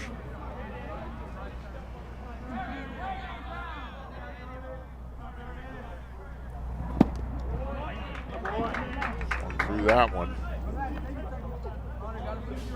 3 walks, a hit by pitch, and a wild pitch. Not been his best inning. No, tough inning. No hits.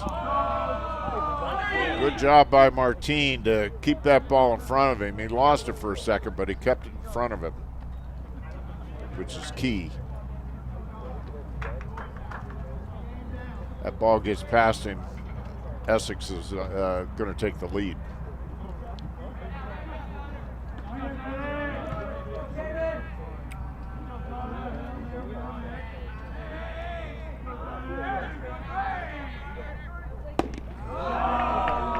Ball outside.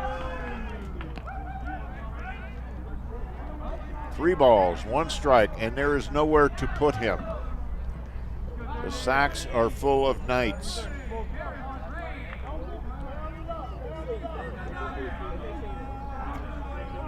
And he will not be swinging here, I guarantee it, unless it's right down Broadway. Oh, he is. He lined it off the fist. And it drops. 1 run scores. Here comes another run. There's a throw to second. He's safe. Wow. He hit it off the fists, and it went out into right field and dropped. So a 2-run single for Bailey. And here is a replay. Let's take a look at it. He kind of hit it like close to his hands almost. Yep, it was off his fists. Yeah.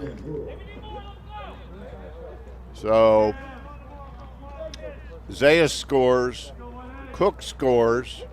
There's still 2 on, still 2 out. But all of a sudden, that Essex now has put up 3 in this inning to take a 5-3 lead. And that brings up Brewer, who walked his last time up. Popped out his first time up. Been a rough inning for the Raptors. Strike on the outside corner. That's the pitch that the call that Hubbard was looking for with Castillo and never got it.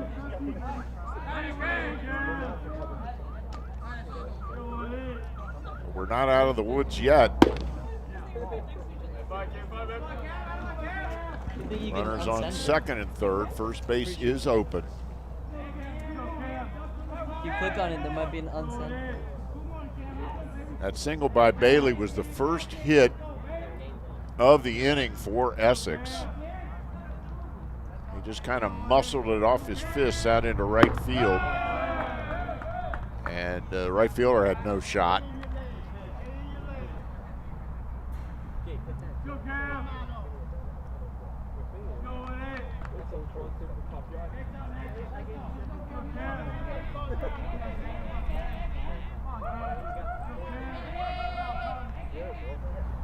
Ooh, swung right through that one for the third out, but not before the damage is done, as Essex puts one of those crooked numbers on the scoreboard.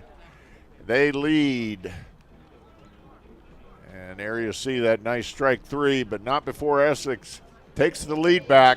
They're on top, 5-3. We're headed into the bottom of the fifth.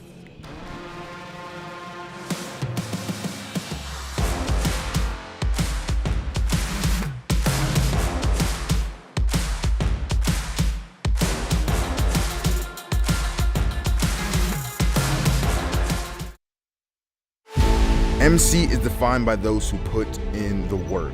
The paths we took have been unique, but we come together with one shared mission. If you are the first in your family to graduate, if you speak more than one language, if you are older than 50 years old, a military service member, an honor student, if you are a parent, please stand up and say, I am MC. We don't just begin to be inspired by them after graduation. They've been inspiring us every step of the way.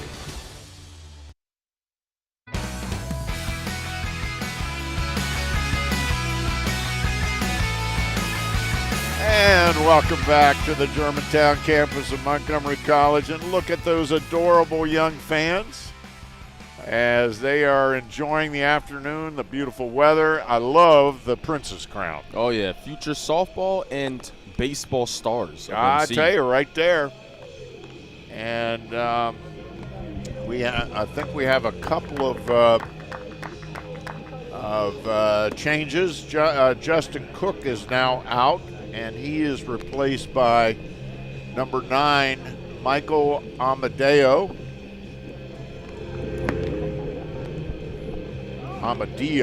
I should say. And the other change is Logan Bennett is out, and which we expected. And he is replaced by number 27, our new pitcher, Austin Shiflett.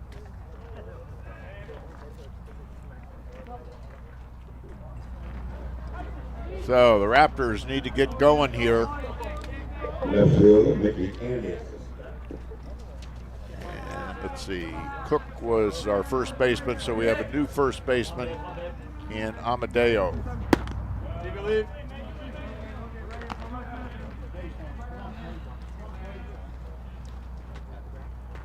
All right, leading off for the Raptors.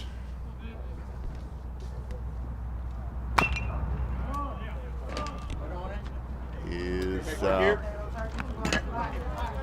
Anderson, Mickey Anderson, looking for his first hit on the afternoon. He's 0 for 2 in this one. A fly ball to center and a strikeout. So a new pitcher in for Essex is a right-hander, number 27, Austin Shiflett. This is his 10th appearance of the season. And he makes quick work out of Mickey Anderson. So back to Shiflett. Shiflett has started 2 games. He's pitched 23 and a third innings. He has a 2-1 record on the season and a very nice 3.47 ERA. So, and he's facing Van Rosenbaum. For viewers, Michael, that don't know a good ERA number, like what do you want to hover around? Well, at this level, basically anything below 5 is pretty darn good. Anything below 4 is excellent. Okay. And occasionally you'll get a guy that goes below 3. Yeah. Or even below 2. But that's pretty rare. Yeah. Again, a lot of it is because it is such a compressed season. They're playing 56 games in basically 2.5 months. That's insane. Yeah, a lot of doubleheaders. We referenced the fact that Essex has had 4 doubleheaders in 5 days. That's ridiculous. Ground ball to second, throw to first in time for the out. So 1 up, 1 down.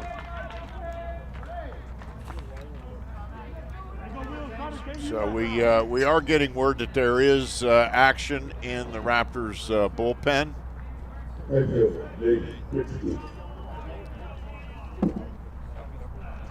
And Mickey Anderson, we are told, is warming up. Mickey led off the inning, and now he's moved out to the bullpen. So that brings up Jaden Kritzky. Jaden is 0 for 2. 0 for 2.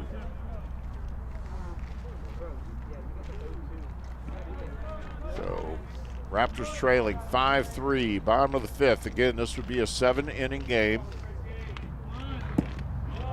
Shows bunt, takes it for a ball. Not sure what the umpire was gesturing there, but I think he was asking for the other did some Blake's face. to make the call. Help him out. Yeah, a little bit of teamwork. That happens a lot at this level with just 2 umpires. There's a lot for these guys to keep track of.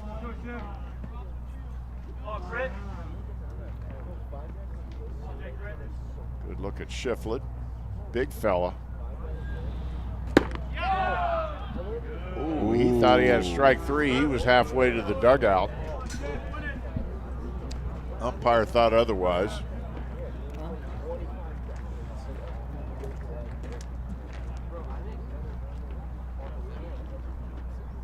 Let's go, Kritzky! Let's go, Krit! And now he got strike 3 on a swing. So 1, 2, 3 inning for Shiflett. So we've played 5 full. Raptors trailing 5-3.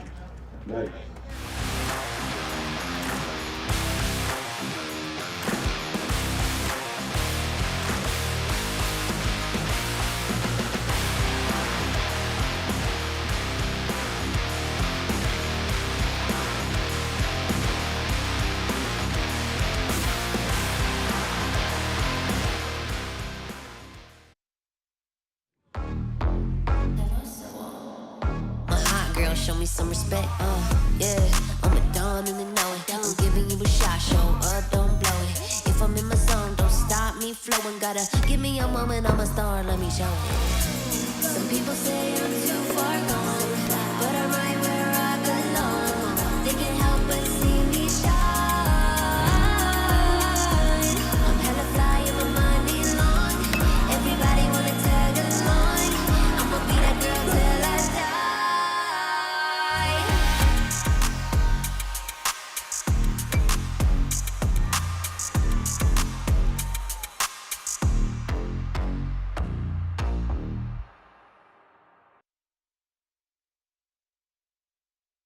At Montgomery College, dedication has no end, and ambition knows no age. Discover your passion, unlock your potential, and become the author of their future too at Montgomery College.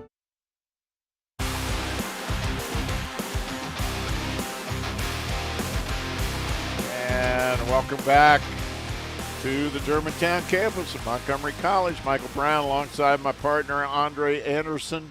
We are all set to start the top half of the 6th inning. And the Raptors have a new hurler on the mound. It's Mickey Anderson. Mickey was playing out in left field. He's now moved into the pitcher's mound, and he is replaced in the outfield by Guardado, Michael Guardado, who played in the first game. And he'll be out there in left field now for the Raptors. And no other changes that I can tell at the moment, that I can see at the moment.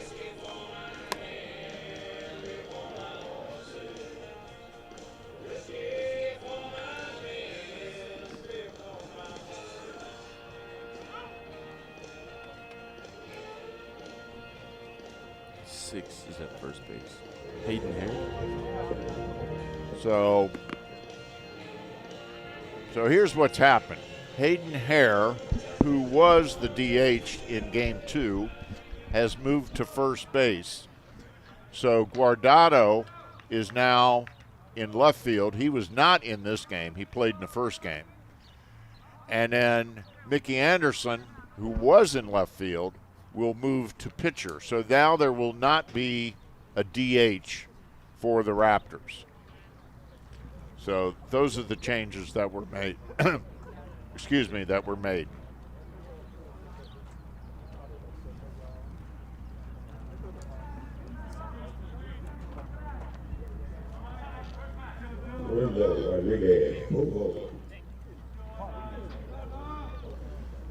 All right, so we are underway. And Lorenzo Rodriguez Pozo is leading off for Essex. Pozo is hitless so far in this game.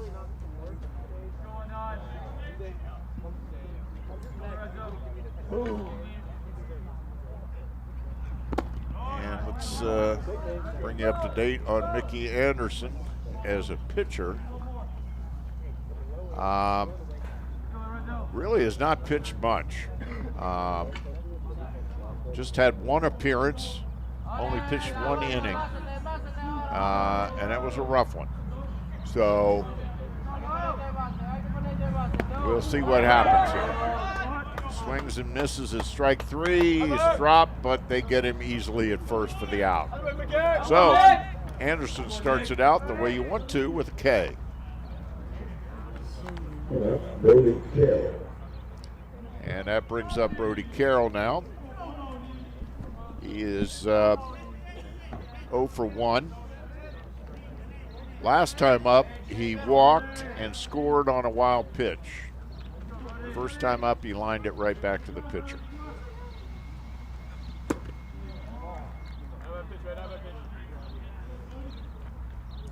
So Anderson played every inning today.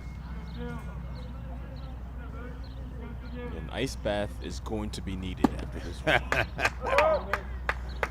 Cayman Hubbard threw a lot of pitches. He got it up over 100 pitches. Isn't that correct, Evan? 110 pitches, according to our statistician, Evan Brown.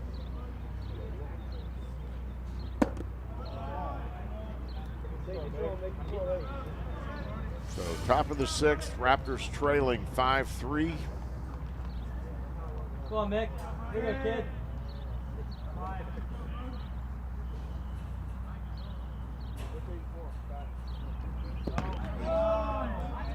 Good for a ball.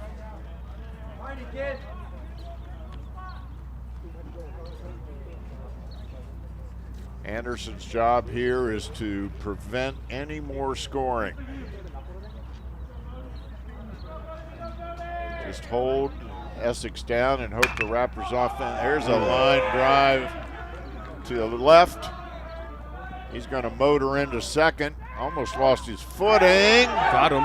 Ooh, very close. Wow. Like he got him. Let's take a look. See, he lost his footing, and then he didn't. Ooh, I guess he got that I guess he got that right leg in there. Boy, that was close. Great camera work. Great camera work. So Carroll with a double.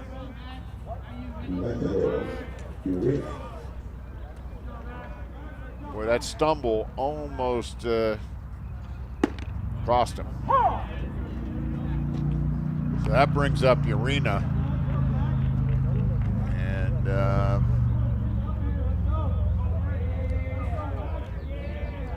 he is 0 for 1. He grounded out in the first. He walked. And the third was eventually picked off. And then last time up, he had a successful sacrifice bunt. And there's a base hit into right field. Ooh. Raptors get it right back in. And they hold Carroll at third. Good play by the right fielder out there. Yeah, way to get there. Got there quickly, cut it off, got that ball right back in.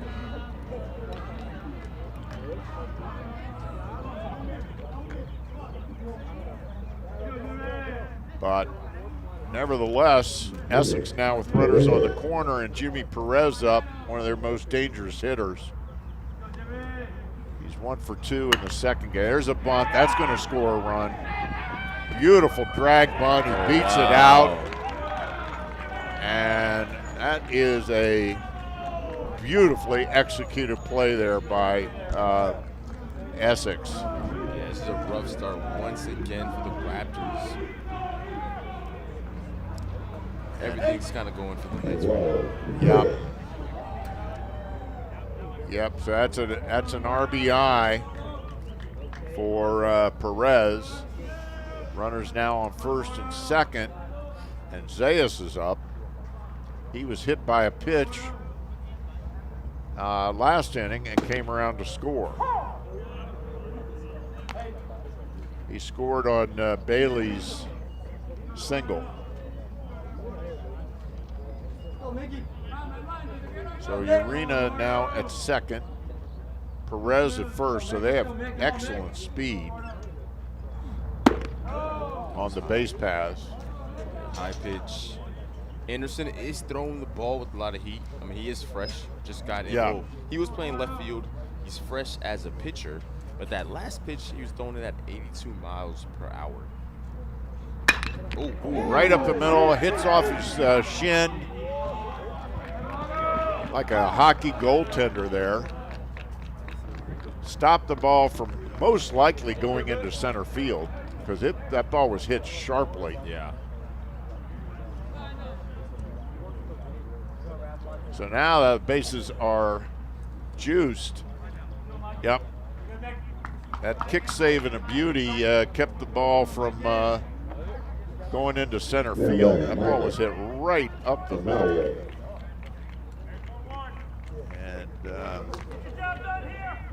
Umpire, that was a nice move, making sure that Anderson was okay. So that brings up Amadeo for his first time up.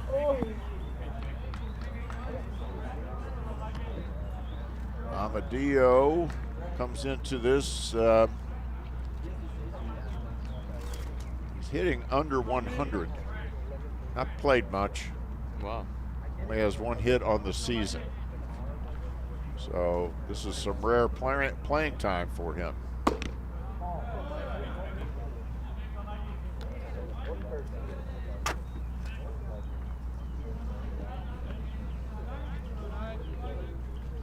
Amadeo from Lusby, Maryland.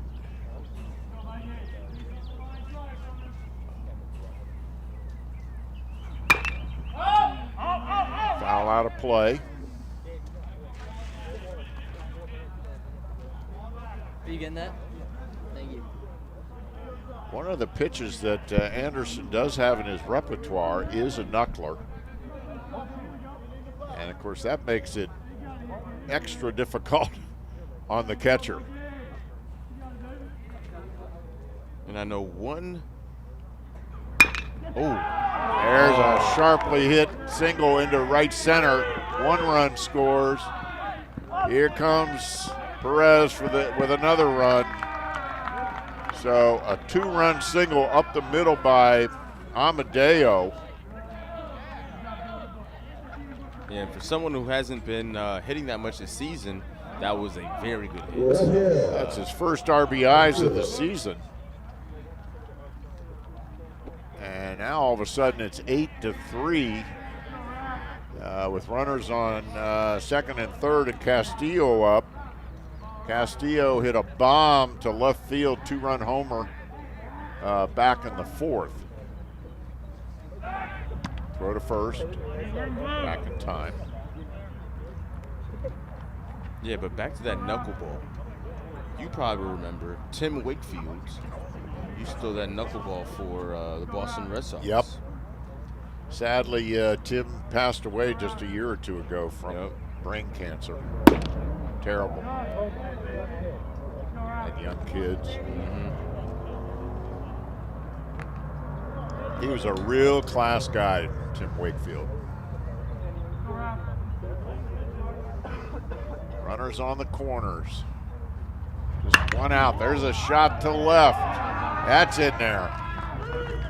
Comes another run. Zayas scores. As Castillo with another RBI.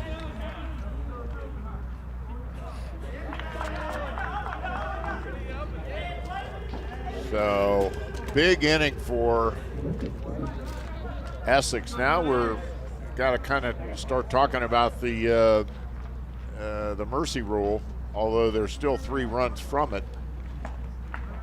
But Mickey Anderson is getting knocked around a little bit out there. Yeah, it's a little bit rough for him. And there is action in the Raptors bullpen. Grant English is warming up out there. Grant's a freshman pitcher. Appeared in 2 games so far this season.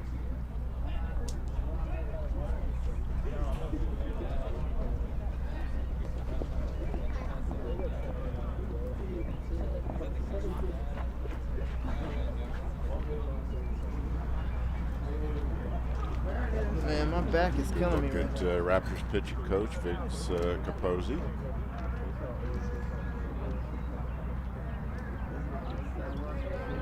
And Anderson will stay in there.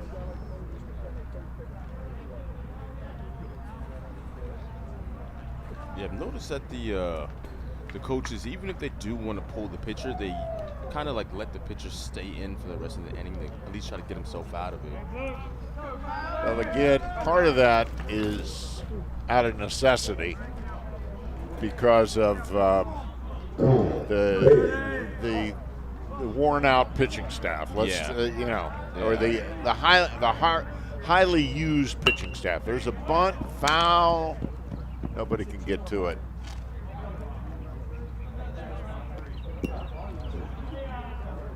So Bailey is up now.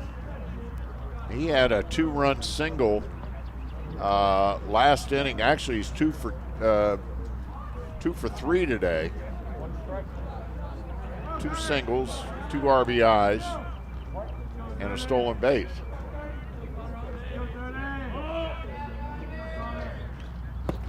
Takes a hit, gets away. Another run's going to score. That's a wild pitch on a knuckleball.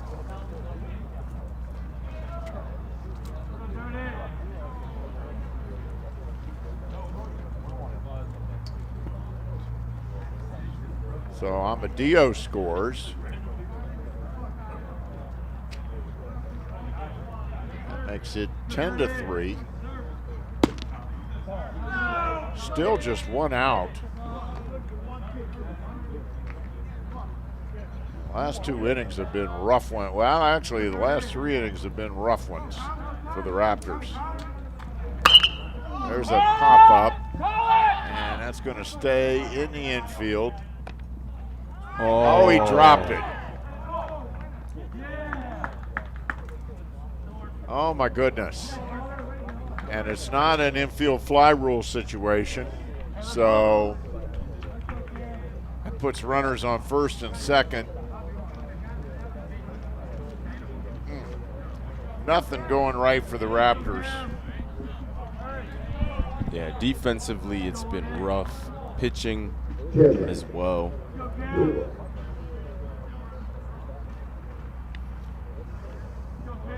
So that brings up Brewer.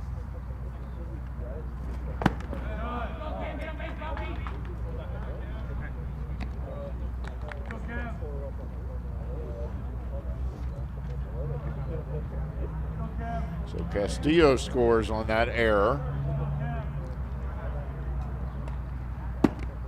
That's a ball. So again, after 5 innings, if a team at the completion of an inning, if a team is up by 10, then the ball game is over. Oh, wow. Lined it right back to Anderson. He caught it in a almost life-preserving way. Oh my goodness! And then was threw the ball to first to double off Bailey, and that ends the inning. That's what they needed. I mean, look at the replay here. Wow. I don't know how he caught it. Frankly, it's a good thing he did. Otherwise, he'd have been a hurting buckaroo. So, after a rough half inning, Essex on top, 10-3. We'll be right back.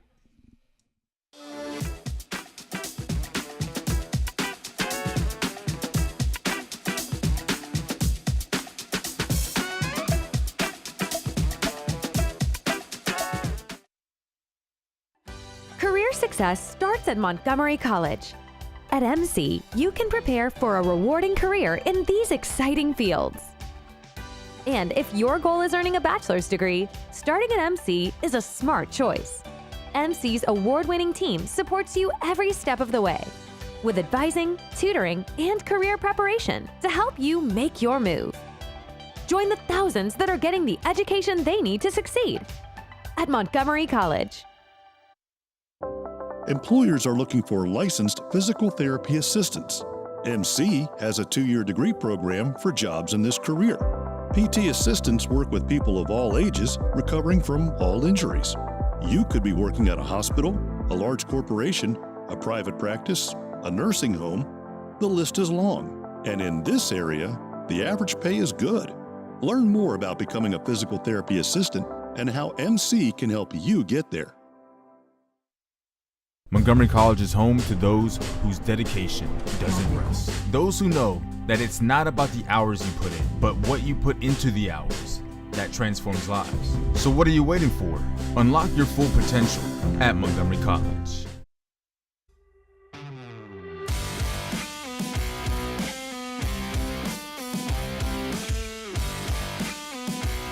And welcome back.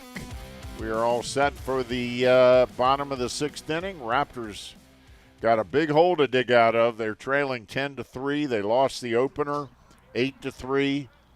So it's been a rough day for the Raptors, but there's still time. They just need base runners, and that's when things happen. So leading off for the Raptors is Trey Mason. Trey has walked and flown out. He's also scored a run. Hits a shot to center. But, and it's in there for a hit. So 1 pitch, 1 single. That's Trey's first hit of the game of the afternoon. That brings up Machado. He's been on both times up. He had a double, and last time up he walked and scored. And Shiflett is still in there for Essex. Yeah, keep an eye on Mason, potential steal.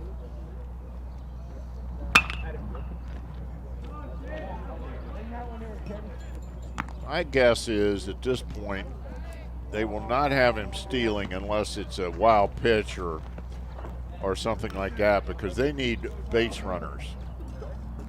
They're down 7. They need to score in bunches here, and they're running out of time. Ooh, little chin music.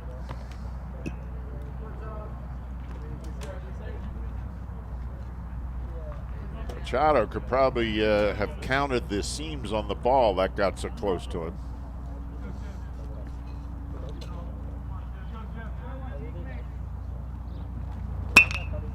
Reaches out, pokes it into right field for a base hit.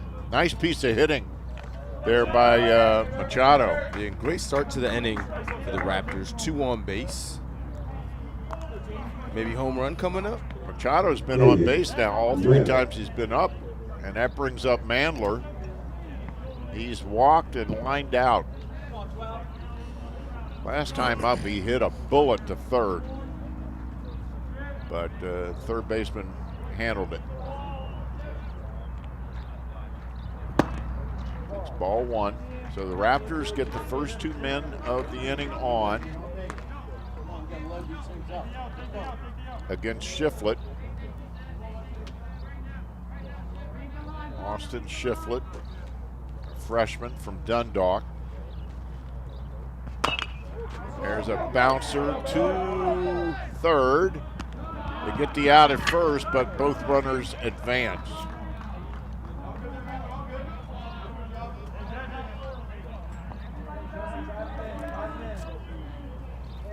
So that brings up Payan.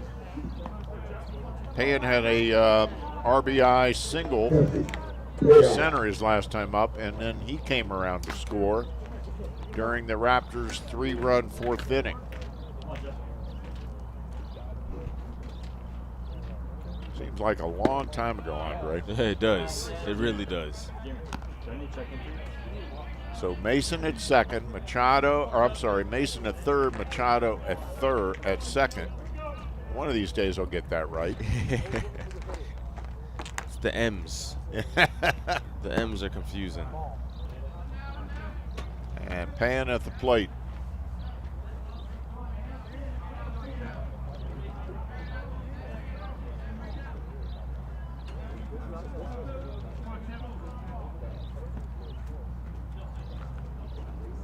Good opportunity here for some RBIs. Fouls it right back to us. Definitely swung at a ball there.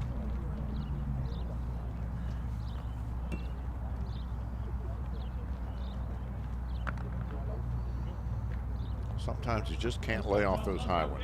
No, I mean, when they're coming towards you, it seems like they're like straight down the middle. And the closer it kind of gets is when you start to realize, oh, it's a little high. By that time, it's too late because you already swung. Catcher framed it but didn't get the call.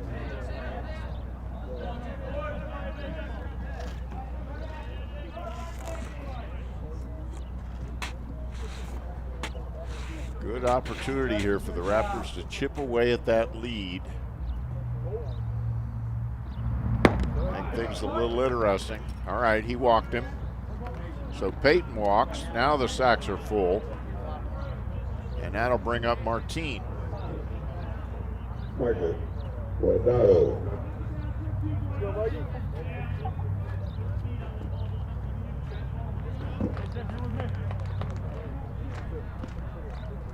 Wait a minute. I was like, wait, that's that is Guardado. That's right. Yeah. Okay. You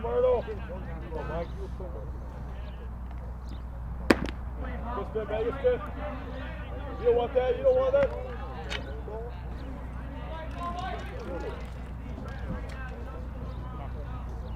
So this is his first time up in the second game.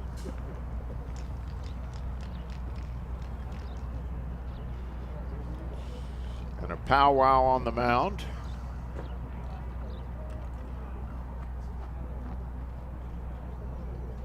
Confab.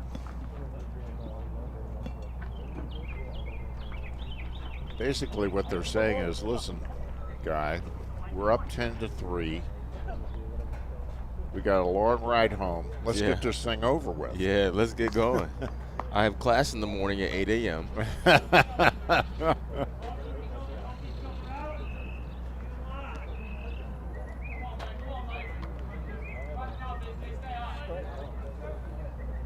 So Michael Guardado. Come on, Myrtle. Here you go, kid.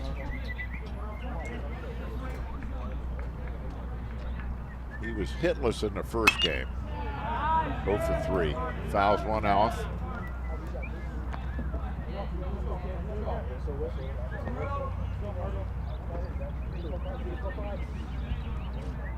Myrtle. Good job, kid. Good you here. Ball high. Good velocity for Shiflett.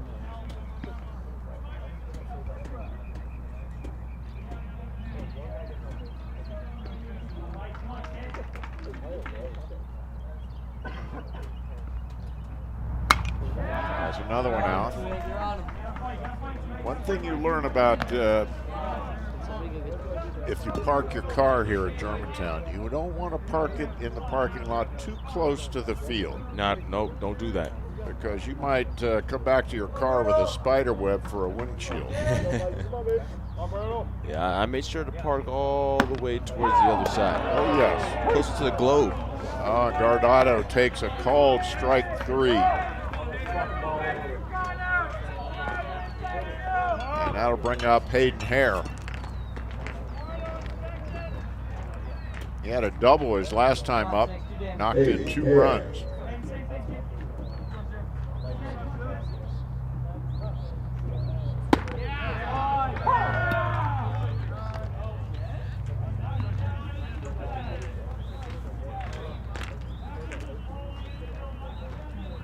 Two-run double to right field his last time up.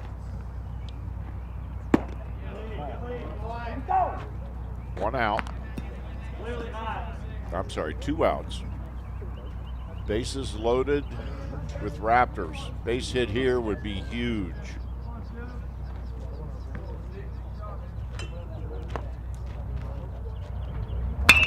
Oh, there's a fly ball to deep center. And it is a grand slam home run. Wow. Hayden Hare hits it a grand slam to dead center field.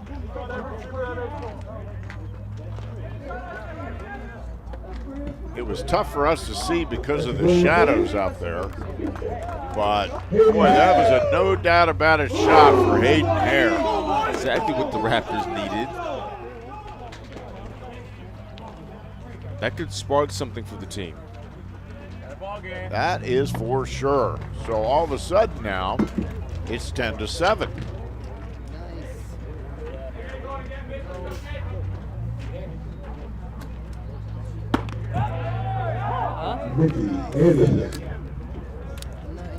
And here is the replay. Here it goes.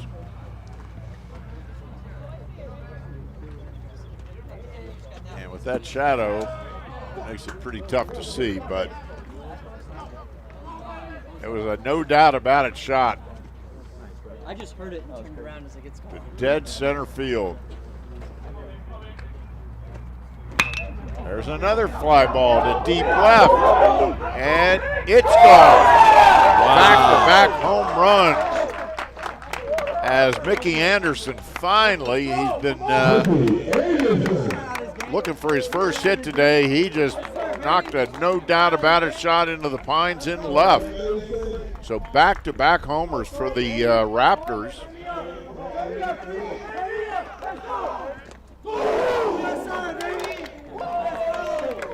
That's his team-leading 6th of the season. Here we go. There's that energy. There it goes. Way gone. Yep. That's the Way energy gone. the team needs right there. No. Oh. Ground ball to third. Over to first for the out. But the Raptors put 5 on the board to cut the lead to 10-8 We're moving to the top of the 7th. It's a 2-run game, folks. Don't go anywhere.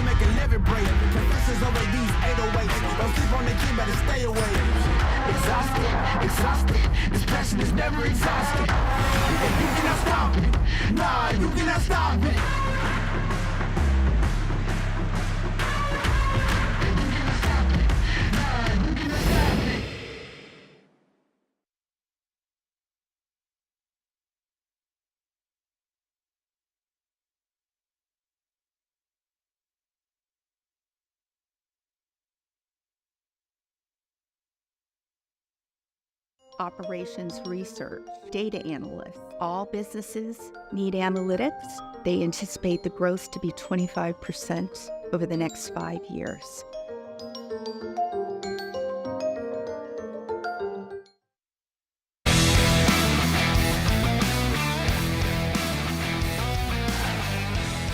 And welcome back to the Germantown campus of Montgomery College, and we've got ourselves a ball game here, folks. We are ready to go into the top of the 7th. There's a new pitcher on the mound for the Raptors, number 17, Grant English. Grant is a freshman out of Reisterstown. Only had 2 appearances this season so far. He's pitched 3 1/3 innings. We'll just say the ERA is not what he wants it to be. There's always room for improvement. I'm sure it will be coming down after today. And looks to me like his biggest problem may be control. So the last thing the Raptors need is to give up base on balls. So let's see. Let's hope that Grant can find that strike zone. He's a big fellow, that's for sure. I would put Grant at easy 6'3", 4". Yeah, that is a big freshman. That guy is quite a presence on the mound. 6'5". 6'5". That's a grown man, folks. Oh yeah, that's a defensive end. From Reisterstown. So they got Grant out of Essex territory. Yeah.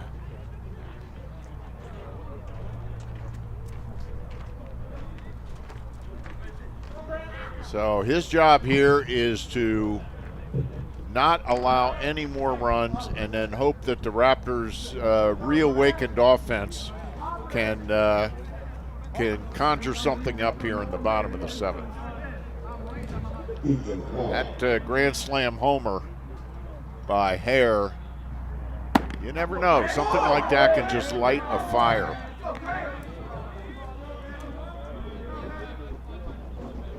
Raptors almost batted around that last inning. Of course, so did Essex. Essex did bat around in their half of the 6th. That was a very long inning. Wow, that was a bit low, but MC will take it. And this is Ethan Holland.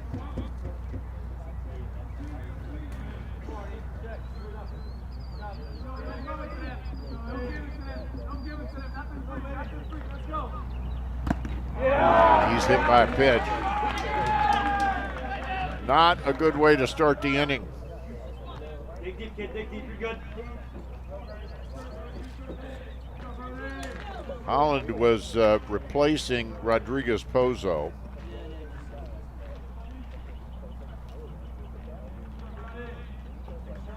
And that brings up Brody Carroll. He had a double his last time up. He scored 2 runs today. or in this second game.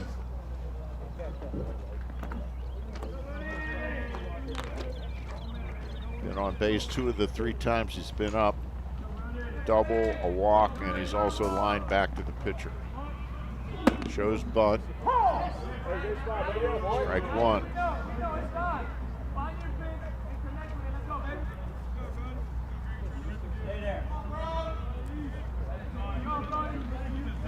Another, there's more action in the Raptors bullpen. Number 19, Chris Lowry, is also heating up. Oof, that catching position is a tough one. He took a bunt off the inside of his leg. Yeah, I mean, the squatting, first of all, for this amount of time is insane. Tell me about it. I'm just sitting down and my knees are hurting. Can't imagine squatting. Well, he did a good job keeping that ball in front of him.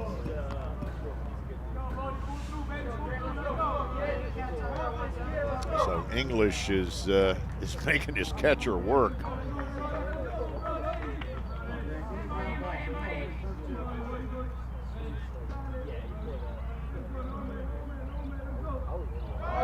Runner's going, foul back.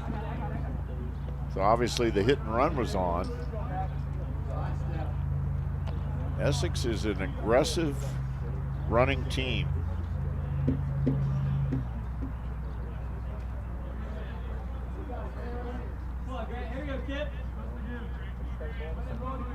They may try to manufacture something here to give themselves a little more of a cushion.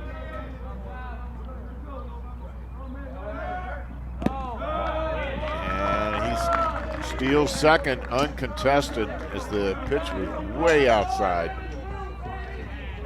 And so English having trouble with that strike zone.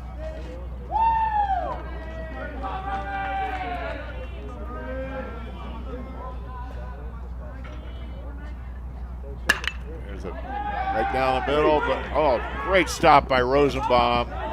His only play was third, but just couldn't get there in time. Yeah, but a great defensive effort, though. Great job to keep it in the infield. Otherwise, Holland scores for sure. So,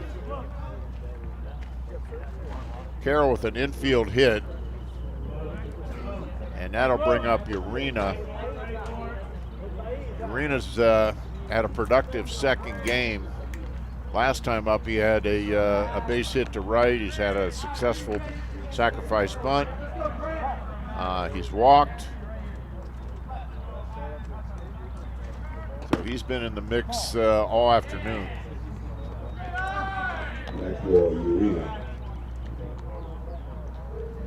So runners now on the corners. The Raptors can ill afford to give up any more runs here. Raptors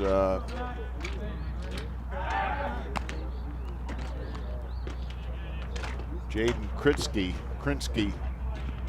will lead off the Raptors' seventh, bottom of the seventh, which is the last inning of the game, barring He's there's on. a strike. Another steal. But another steal. So English is obviously not holding them that well, as that was uncontested again.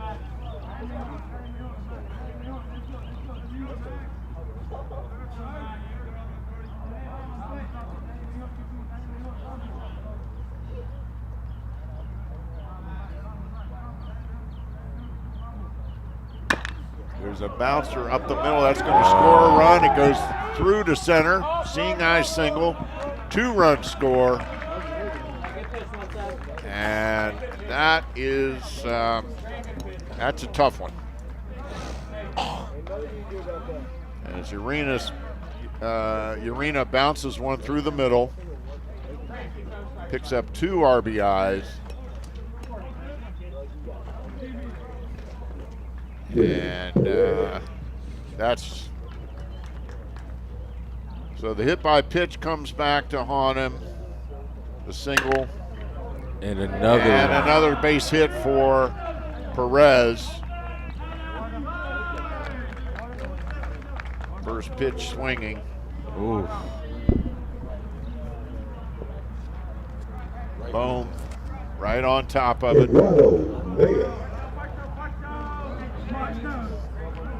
Right in the gap between the first and second baseman. Perez has been one of the better, one of the most impressive players out here this afternoon, for sure. Done a little bit of everything. That brings up Zayas, shows butt. And Raptors can't handle it cleanly, so Urena takes third. Still nobody out.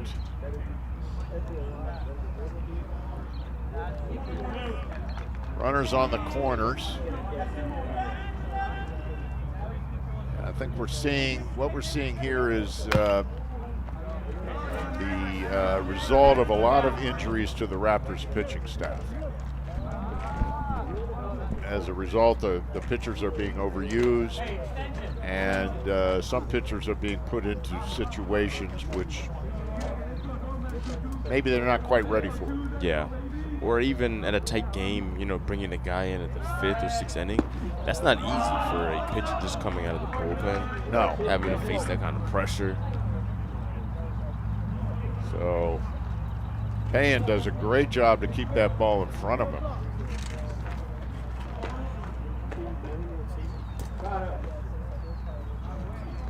Runners on second and third.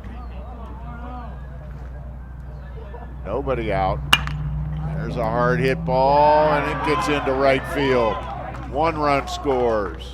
Here comes Perez. He scores standing. So a 2-run single for Zayas.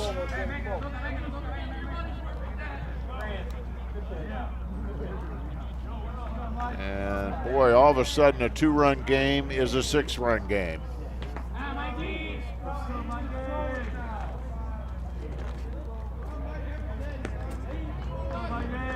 Last couple of innings of this game have been a little rough. Been a little rough and taken quite a bit of time. Yeah. And that's a wild pitch. Zayas moves up to third. This is Amadeo. He had a 2-run single his last time up, which was his first time up. He came in as a substitute for Cook at first base and immediately had a 2-run single and then eventually scored himself.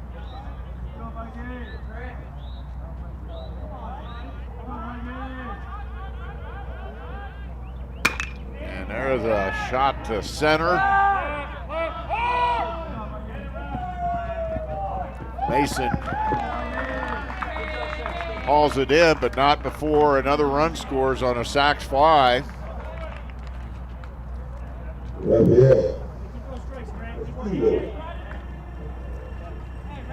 a look at that.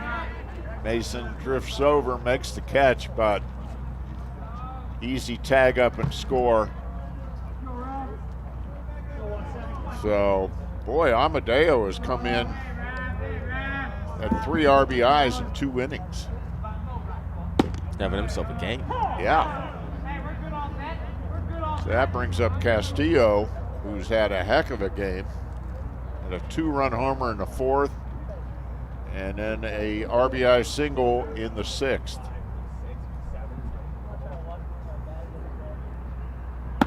All of a sudden, it's a 7-run lead for Essex. Still just 1 out.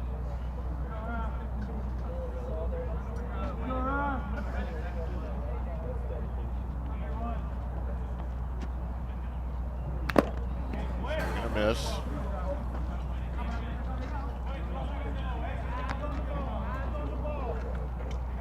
Ball's 1 strike. Top of the 7th. Okay, win it here, kid.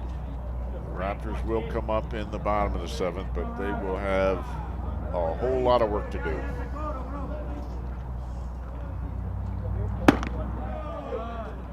To avoid a doubleheader sweep.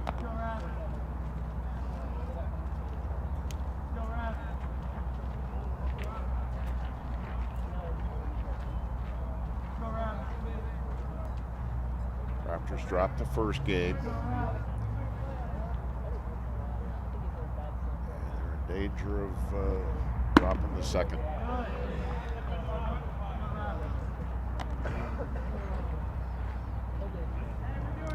Castillo is the DH here in the second game for Essex.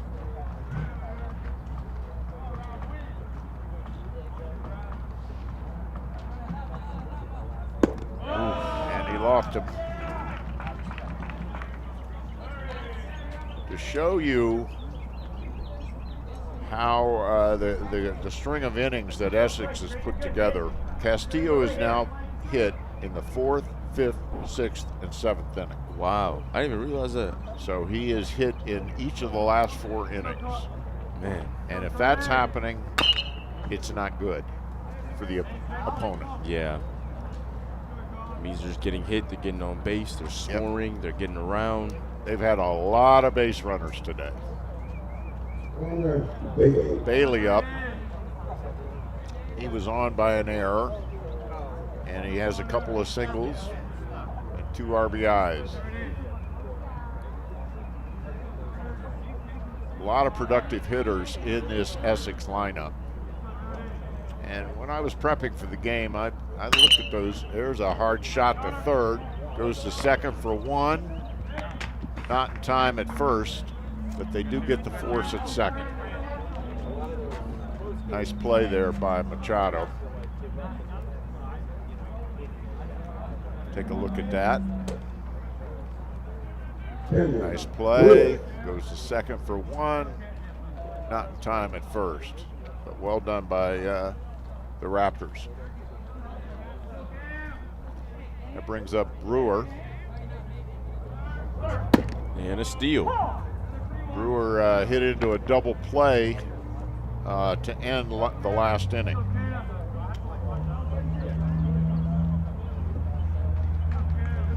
Another uncontested steal for Essex. So 2 outs now. Swings through that one. So English heading the count. No balls, 2 strikes. It's definitely settled down. But damage may be done, folks.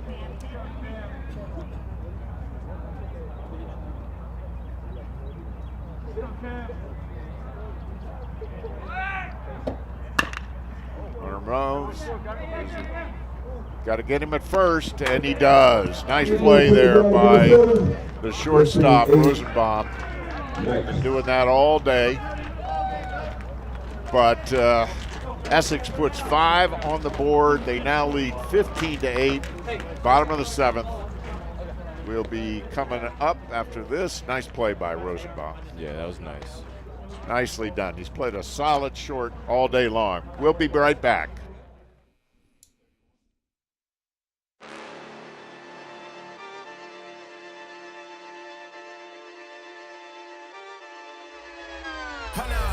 Why do they doubt the kid? I'm about to prove them all wrong again. I got a low tolerance, cause they don't even know what the problem is. It's me. You waiting on the boy to fail, now hold your breath and face your death.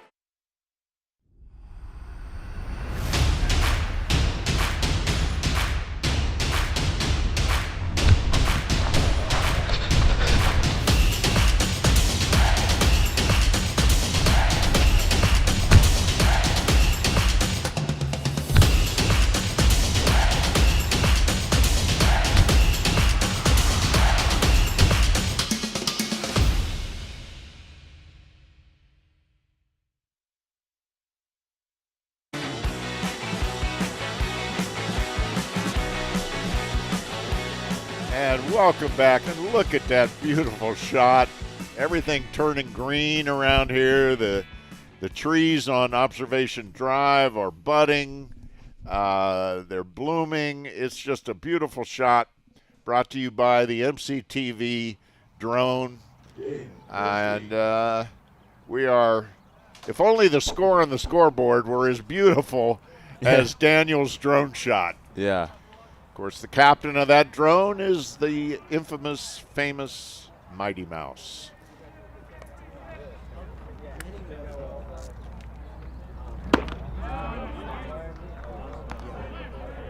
And leading off for the Raptors is Jaden Kritzky.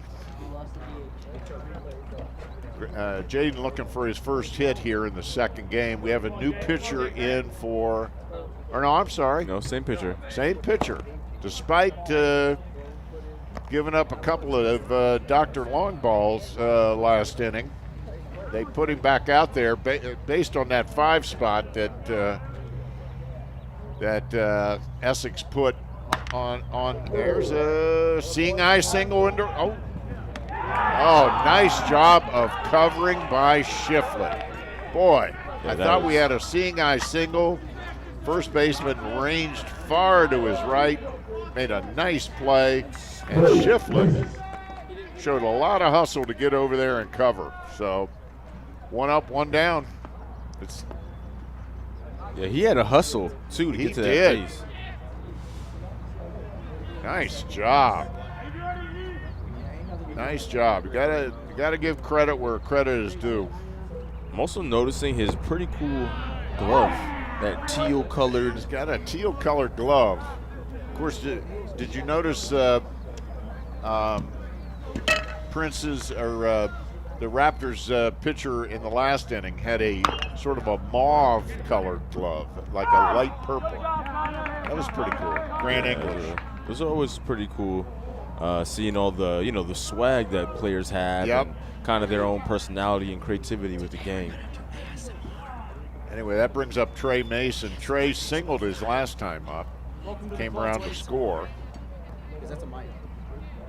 As the Raptors had a great bottom of the 6th, put up 5, but then promptly turned right around and gave 5 right back. Well, not gave 5 right back, but allowed 5 right back. Yeah.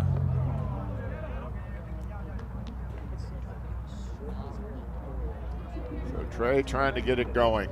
Raptors would need an epic comeback. We have had some great comebacks here over the years. Oh, Mason hits one deep to left, but not deep enough. In for the catch.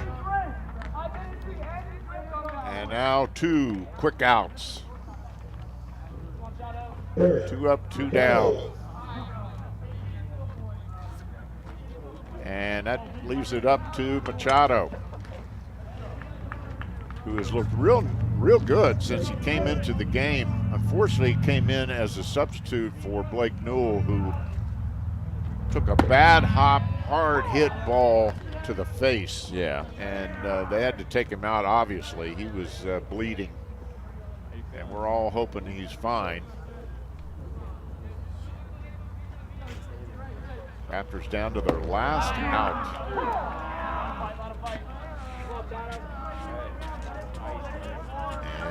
And no balls, 2 strikes, so this could be it right here. I doubt that Shiflett's going to get cute. I think he's going to go for the K.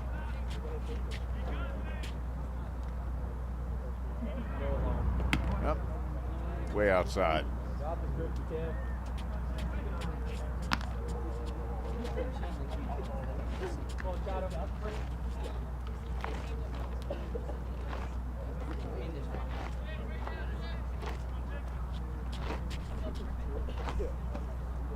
Two outs, bottom of the 7th. 2 strikes. Machado takes it high. Ooh.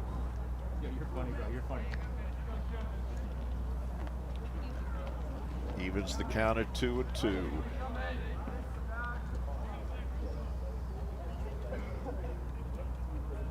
Go, Machado.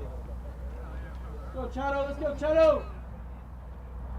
Yeah. Outside. It's going to make him earn that 3rd out. Yep. Full count. Which you like to see. He's a competitor. Raptors not conceding a thing. You wouldn't expect that either under head coach Dan Rasher. There's a fly ball out to right. He's under it, gathers it in for the third out.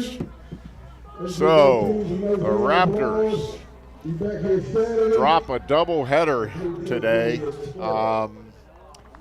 They lose the opener 8-3. They drop the second game 15-8. Any final thoughts, Andre? It was a hard fought game by both teams. Raptors didn't get the victory in either game, but it was only 2.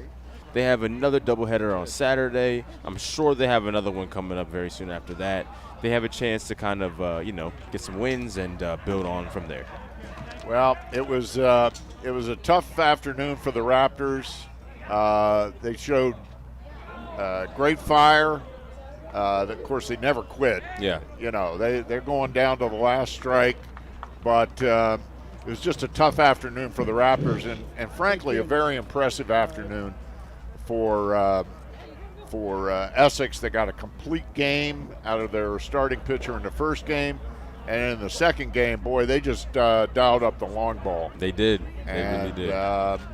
And they played well in the field. They did. They played well in the field. So tough way for the Raptors to end the day. Tough for us. We're not used to calling doubleheader losses for the Raptors. This is a very rare occasion. Yeah. But for all of us here at Montgomery College Television, we hope you have enjoyed it. I do want to say thank you so much to the MCTV crew for your wonderful work. The camera work was just outstanding, and it was really just a fabulous afternoon to watch baseball. Great job by the MCTV crew. So for my partner, Andre Anderson, I'm Michael Brown. Thanks so much for watching Montgomery College Baseball on MCTV. This ain't no regular thing. I came for the ring, you know what I mean. I shoot my shot and it's clean. This is my city, yeah, this is my team. If you talking and talk to me nice, I play with all of my life. You see my name in the lights, better get right, I'm champion. The game is in trouble, I've been in my depth for the piece of the puzzle, I got it for real. Still keep me going, I wake up and hustle, you won't see me buckle, I've been in the field. Man of the town, you been in your fields, I'm adjusting this crown. Call me your majesty, either that or your tragedy. We shutting everything down. I'm being hot like somebody put a candle on them. Off top, I don't really stand opponents, this mine. The moment is run out and start a bunch of pandemonium.